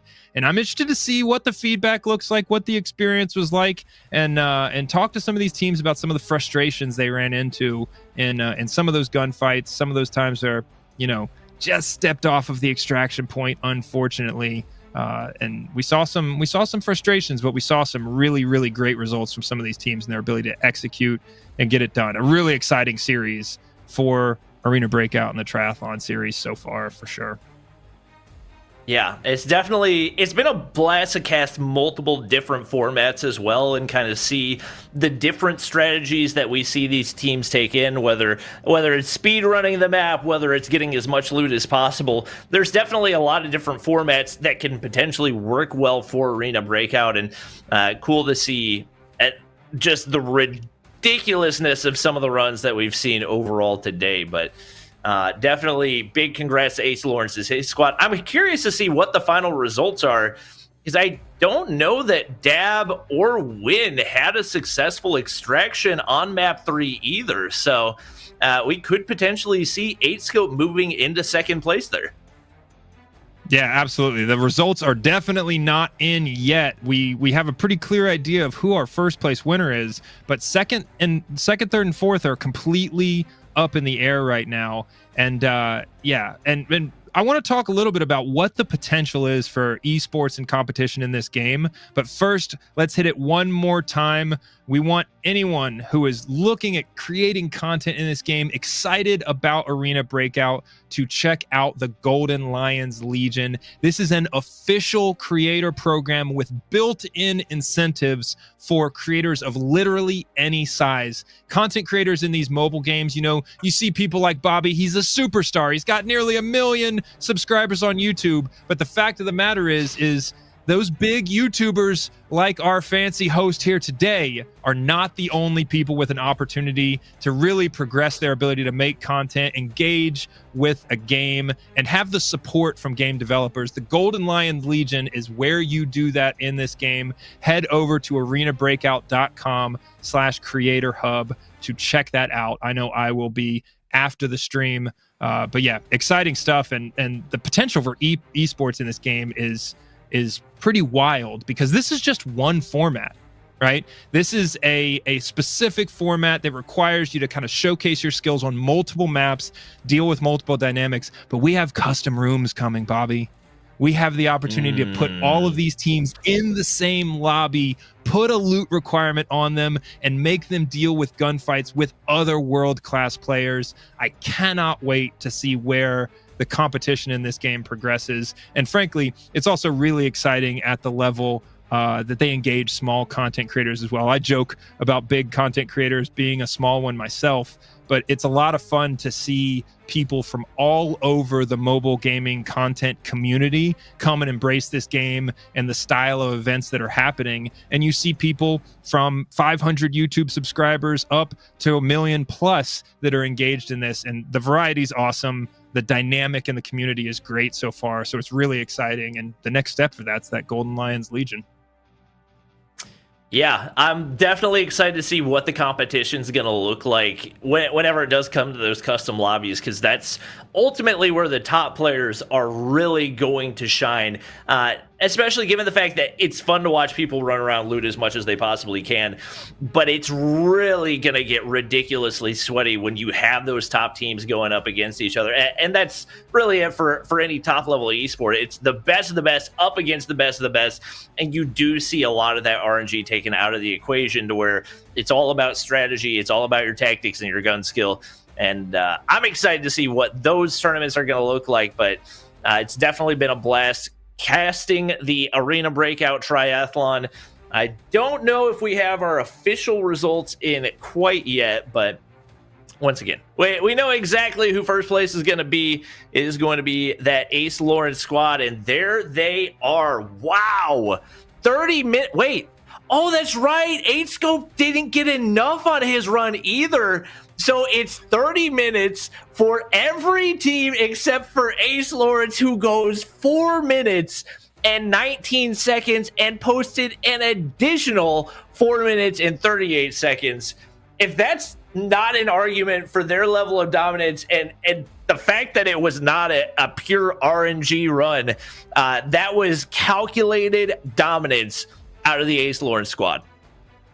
Yeah, absolutely. You can make all the claims all day that they got lucky on Valley. They knew the strat, that's great, but they didn't get to control the fact that the extraction point was ideal, the Golden Lion was there, but you cannot make that argument about this performance on Armory, the only team with a successful extraction. And add to that, they got 2 sub-5 minute extractions. We see Wynnsanity here in the gunfight. A lot of these teams throughout this portion on Armory dealt with gunfights, and Wynnsanity just demonstrating those mobile shooter mechanics, just aim transfer, headshots left and right. But at the end of the day, we see Ace Lawrence with that crazy fast extraction, the big smiles and reaction and celebration from those guys on the team for the rest of that time period on Armory, and plenty of frustrations for these teams as they extracted without that minimum loot value. Armory and Bunker here, this is where the exciting gunfights are, and everyone absolutely trying to race to get there, but hitting all of the traffic and difficulty in the gunfight on the way. Yeah, definitely a painful end of that one. I think both for Dab Squad and for Win Squad. Looking at how dominant they were on map number 1, like you could see they had the strats, that you could see they were able to deal with the necessary gunfights and get out, but just a couple crucial mistakes, and that was the case in some of the later maps for both teams. The crucial mistake being Dab hopping off the extraction point, having to nade himself to get back into the action. Then for Win, just not quite enough mental math to be able to count down how much you got in your inventory. So only 284, just not quite enough. But man, oh man, what a performance out of that Ace Lawrence squad. Yeah, and we see the final results here. Ace Lawrence, the obvious winner by a margin of nearly 30 minutes over our second place DabPlays. And what we see here is a continuation, same results as after that Valley round, as we see our second, third, and fourth place teams having 30-minute extraction times on Armory. So Ace Lawrence, a runaway victory here, and real consistency. And excited to talk to these guys after the end of this, hear some about this experience, and hear from Ace Lawrence what that strategy was going in and how they were able to execute on that strategy consistently and successfully. Your final results here, a runaway win for Ace Lawrence, and some really exciting action and exciting games with blistering fast extraction times. And not only the fact that he had the fastest extraction time, like we saw people like last week, Little B, crazy fast extraction times, didn't have a ton of loot because realistically, he didn't need it. But the fact that they absolutely blew the competition out of the water and did it with the most money in their inventory as well is just absolutely crazy. And I believe broke Little B's team's record time of 14:32 last week. They go 14:19. And there's just not a whole lot more you can say about how well this squad performed. Yeah, we're going to get into an interview with these guys and have an opportunity to talk to them now. And I've got some questions. I can't wait to see what the reaction is here. Yeah, we're going to hop into an interview with our winner. It's Ace Lawrence right here. Sir, you said coming into this interview that you did not feel confident in how your team was going to perform. Was that was that just modesty, or did your teammates just blow you away, or what was it? All I can say, I mean, when I said I said I'm nervous because I only put like maybe 10 hours in the game, and I'm still learning. I'm still kind of slow. And here's the main message. Okay, I feel like I didn't participate at all. I feel like my teammates participated this event for me. I did nothing. They just said, "Hey, follow us, Ace. Follow us. Oh, you hide here, you stay here. Don't do anything. Don't do anything." They made me stay quiet. And then we got lucky. I mean, it was stressful at the start because my audio didn't work. The stream, no audio at all. I cannot hear my teammates. I cannot hear the game. I even had to restart my laptop here. I had to end my stream. I was so tilted. But then second game, Shifan started screaming, "Ace, come here!" And then we found this lion. And then the extract point is right next to it. So we got lucky 2 minutes. Third match, we got lucky too because of my teammates. I did nothing. I was just moving forward, following my teammates. That's it. Again, they participated in this event for me, and I was just behind them. I did nothing. It's them. They should be the winner. I love to hear the humility and the credit to the teammates there, because we talk about this all the time where this is a team game, right? Playing these games solo is so difficult. But I mean, we saw from you guys crazy consistency on Armory. So what was the plan on Armory? What was the strategy? Because you got multiple sub 5-minute extractions there. How did you guys pull that off? The first one was I think we had multiple strats depending on our on where we spawn, and we respawn next to the gas. I think it's gas station. So the plan was to go there and then check the safe, and then we found a full team there. So we went there. They killed them. I was just hiding. They killed the squad, and they told me to like drop everything that I have and then pick their armor, vest, whatever. And then I also dropped my backpack so we can extract to the emergency whatever extraction point thing. And then that's it. 4 minutes. We did it 2 times too, and we even did one normal run. We it's like 7 minutes run. We won and we killed everybody. We did 3 runs and we won all those 3 runs. Again, it's my teammates. Yeah, not you guys. not me. You guys were absolutely phenomenal. Not only did you have the fastest time, but you also finished with the highest loot value as well. So it was just ridiculous dominance. And like you said, both of those runs, not only were they sub 5 minutes, both of those would have been record-breaking runs from the fastest time prior to today as well. So you guys were just breaking records left and right, broke Little B's team's record for the fastest overall time from last week by 13 seconds. So it was it was very, very impressive. Any shout outs you want to give besides your teammates coming away from that win? Yeah, first of all, I want to give shout outs to my teammates because I have to, because they did pretty much everything. And then second, I want to thank Arena Breakout for letting me into this event, and also to our content creators that are participating in this match. Thank you so much for your time here, and thanks for being a good sport. It was fun. I think I'm going to play this game more often once I go back to Canada, because I'm in the Philippines right now. My ping is like 300 when I played. That's why I couldn't do anything. Yeah, I'm so happy to be here. Hopefully in the future we get into another event by Arena Breakout, you know. Yep. All right. Well, that's awesome. We're going to get a it. chance to talk to everybody here in just a second. Like Bobby was saying, we really appreciate you talking us through the strat, explaining how much of this is a team dynamic, and congratulations on the win today. An excellent performance. Also, can I have a quick message? Let's Do we hear have it. Time? Sure. So if we broke the record today, if you're gonna mention this record in the future, don't say Ace Lawrence. Say Ace Lawrence's team, because I did not against my team. I'm just saying. Okay. Team Ace Lawrence breaking all There we go. records. Yeah, there we go. That's the team, All right. not me, not just me. And we have Wynnsanity we appreciate- here. Oh, it looks like we had a chance there. We will I think we're have gonna get a chance to Wynnsanity. talk to all of our team, all of our team leaders here in a second. Interested to hear how they dealt with some of that frustration and very, very relatable experiences. Ace Lawrence could not be more humble in victory, and clearly explaining how much the team dynamic led the way today. Bobby, what do you think about that result and his reaction?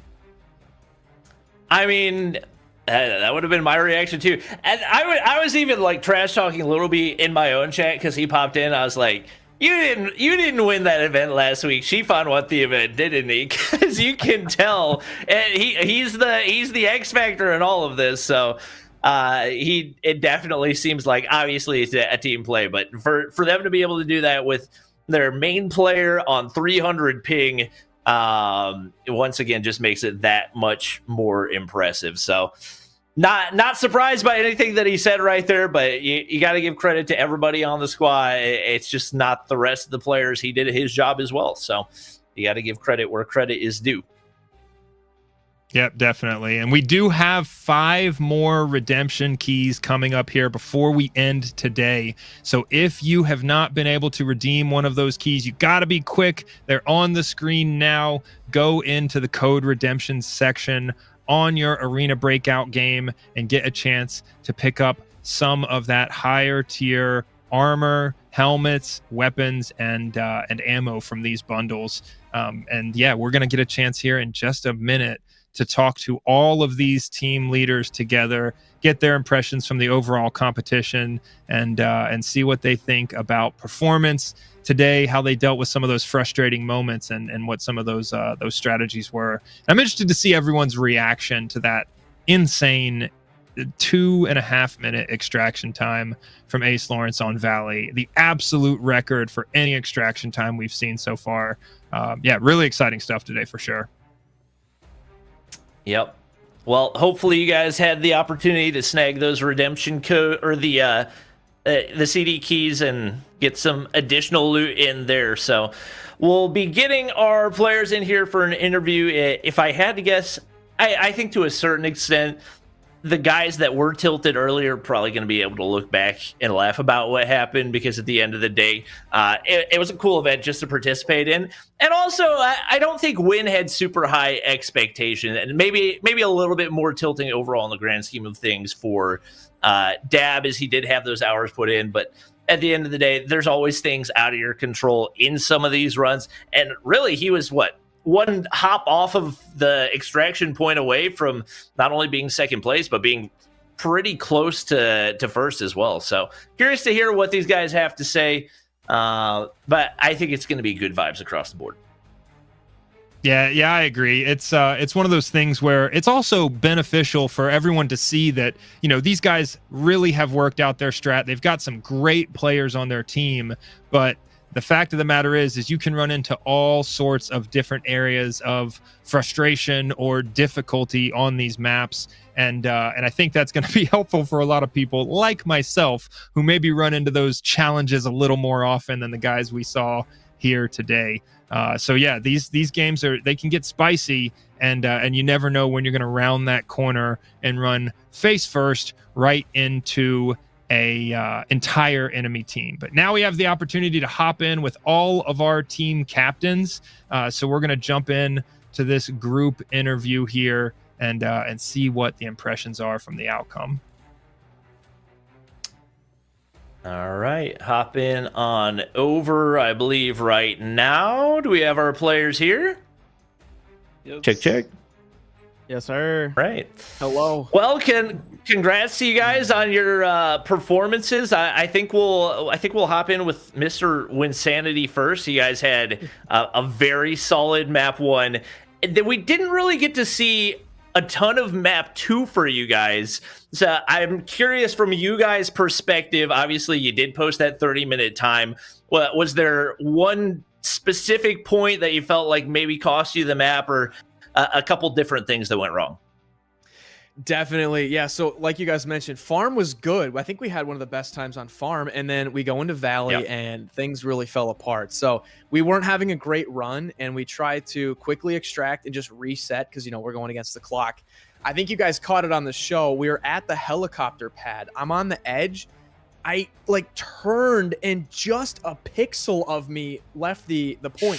So I kind of reset the clock, and from there it was all downhill. Then we were like, oh, we got to go to a different extraction. Then we all died. And then I'm seeing Ace Lawrence putting a 2-minute gold lion in the chat. I'm like, we're not going to beat this, man. Yeah, and it was all downhill from there. So, yeah. Yeah, I think we saw you at one point take the headphones off, stand up, and walk away, and I highlighted that as probably the most relatable experience in this game. Yeah, that's definitely the case for me sometimes. But Dab, we saw you really pull in that extraction late on Valley, keeping it together, barely getting it in, keeping yourself in contention. How did Armory go? We saw you in gunfight after gunfight on the map. How did it go for the team? There's an issue when I'm just playing on my own where the bots just have it out for me, and I was just getting dropped by bots the whole time, it felt like. So, and then my teammates, they did an amazing job at following like our strategy, but it just seemed like I was always on my own for like 10 seconds, and that's when the bots would catch me. So yeah, Armory was a bit rough right there. At that first extraction, I was going back down to grab my bag, and then I was gonna head to the extraction right there, and then I just get dropped by a player that was just waiting in the bush for us the whole time. Obviously, you guys, you had one more unfortunate incident on Armory where, was it a teammate nade that got thrown on the extraction point, or what happened there? No, the second that I picked up my backpack in the hallway and started walking towards the extraction, I heard a door open up above, one of the main doors into the Armory, and I said, oh, a team's gonna push us. So we're sitting there on the extract, and about 20 seconds were left, and that's when you saw the nade indicator, and that was an enemy nade flying at me. So I jumped out of the extract to hopefully not die, but it was within the last few seconds that you need to be in the extract to be able to leave, because you have to be there for 10 seconds to leave. So it was just unfortunate timing. And then I just naded myself so I could get back into the next one quickly. Understandable. Yeah. And 8-Scope, we saw you with the sniper rifle out throughout the matches. What's your impression of sniping, and did you get some good opportunities with the sniper rifle today? The long-range engagements, I knew you were looking for them for sure. Yeah, definitely looking for it, but didn't get the opportunity to get any. But I want to say, though, Valley is cursed, because I thought I was the only one that didn't make it through Valley well, because I had like the loot, I had just enough. I had like 215k, and as soon as I was supposed to get on the helicopter, it was like 1 second late. That happened to me too. Like, right? I was like, damn. And then my teammates are insane. I don't know. At one point I thought they were like not legit, because as soon as they saw somebody, they was like, see somebody dead. I'm like, what? I see somebody, I'm dead. So I'm like, the teammates were very good, but I don't know, RNG, all I can say. Yeah, that's always a factor. And with all of us here, Ace Lawrence with the 2.5-minute extraction on Valley, maybe the most beautiful lineup of RNG and strat we saw today.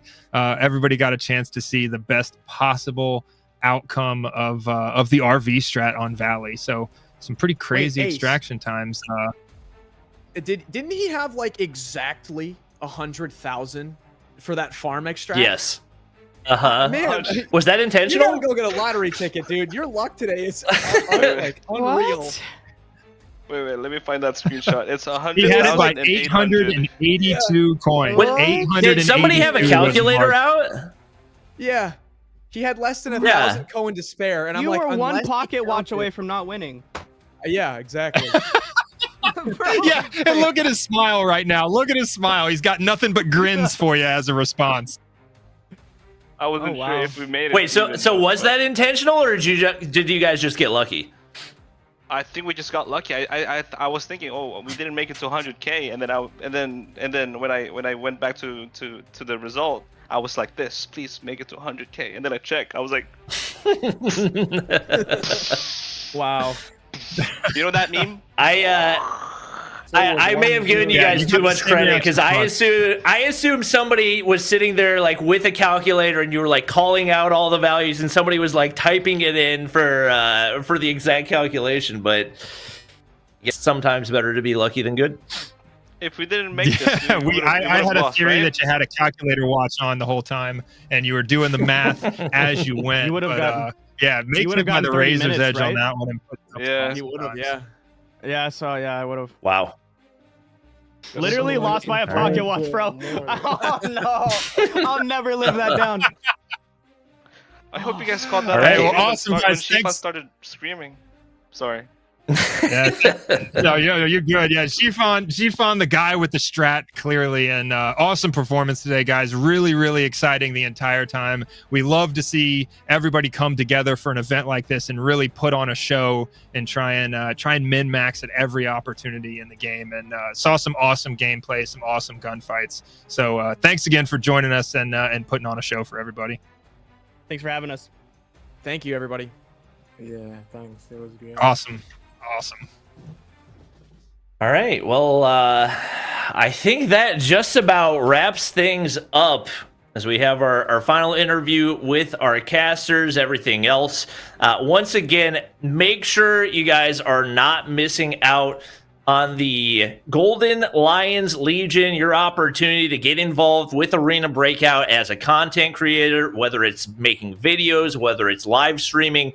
There's opportunities regardless of how many followers, subscribers, whatever it is you have. Make sure you check it out at arenabreakout.com/creator-hub. If you want to get involved, especially if you're enjoying the game as much as every single one of those guys were for the entirety of the last 3 hours, it's definitely something you guys don't want to miss out on.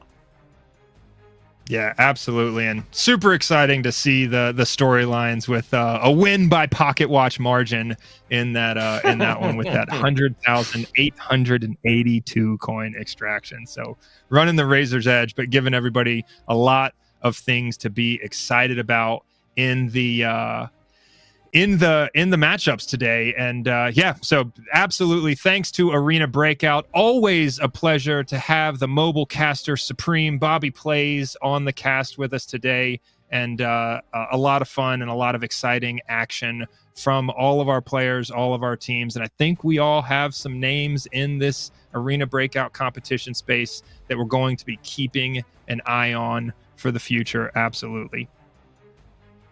Yep, no question about it. Ace Lawrence, Team Ace Lawrence. We can't get it twisted anymore. It's not just him, but the entirety of the squad putting on an absolute show. And big thank you to Wynnsanity, to DabPlays, and to 8scope for really showing out in the competition today as well. That's going to wrap things up for day 5 of the Arena Breakout Triathlon. Thank you to each and every one of you guys that watched. If you haven't already, make sure you subscribe to the Arena Breakout channel so you don't miss out on any more competitions like this. I'm sure there will be plenty more in the future. Thank you to Mod6 for casting with me and being our Arena Breakout caster extraordinaire. That's going to wrap things up here. Hope you guys enjoyed, and we will see you next time on the battlefield.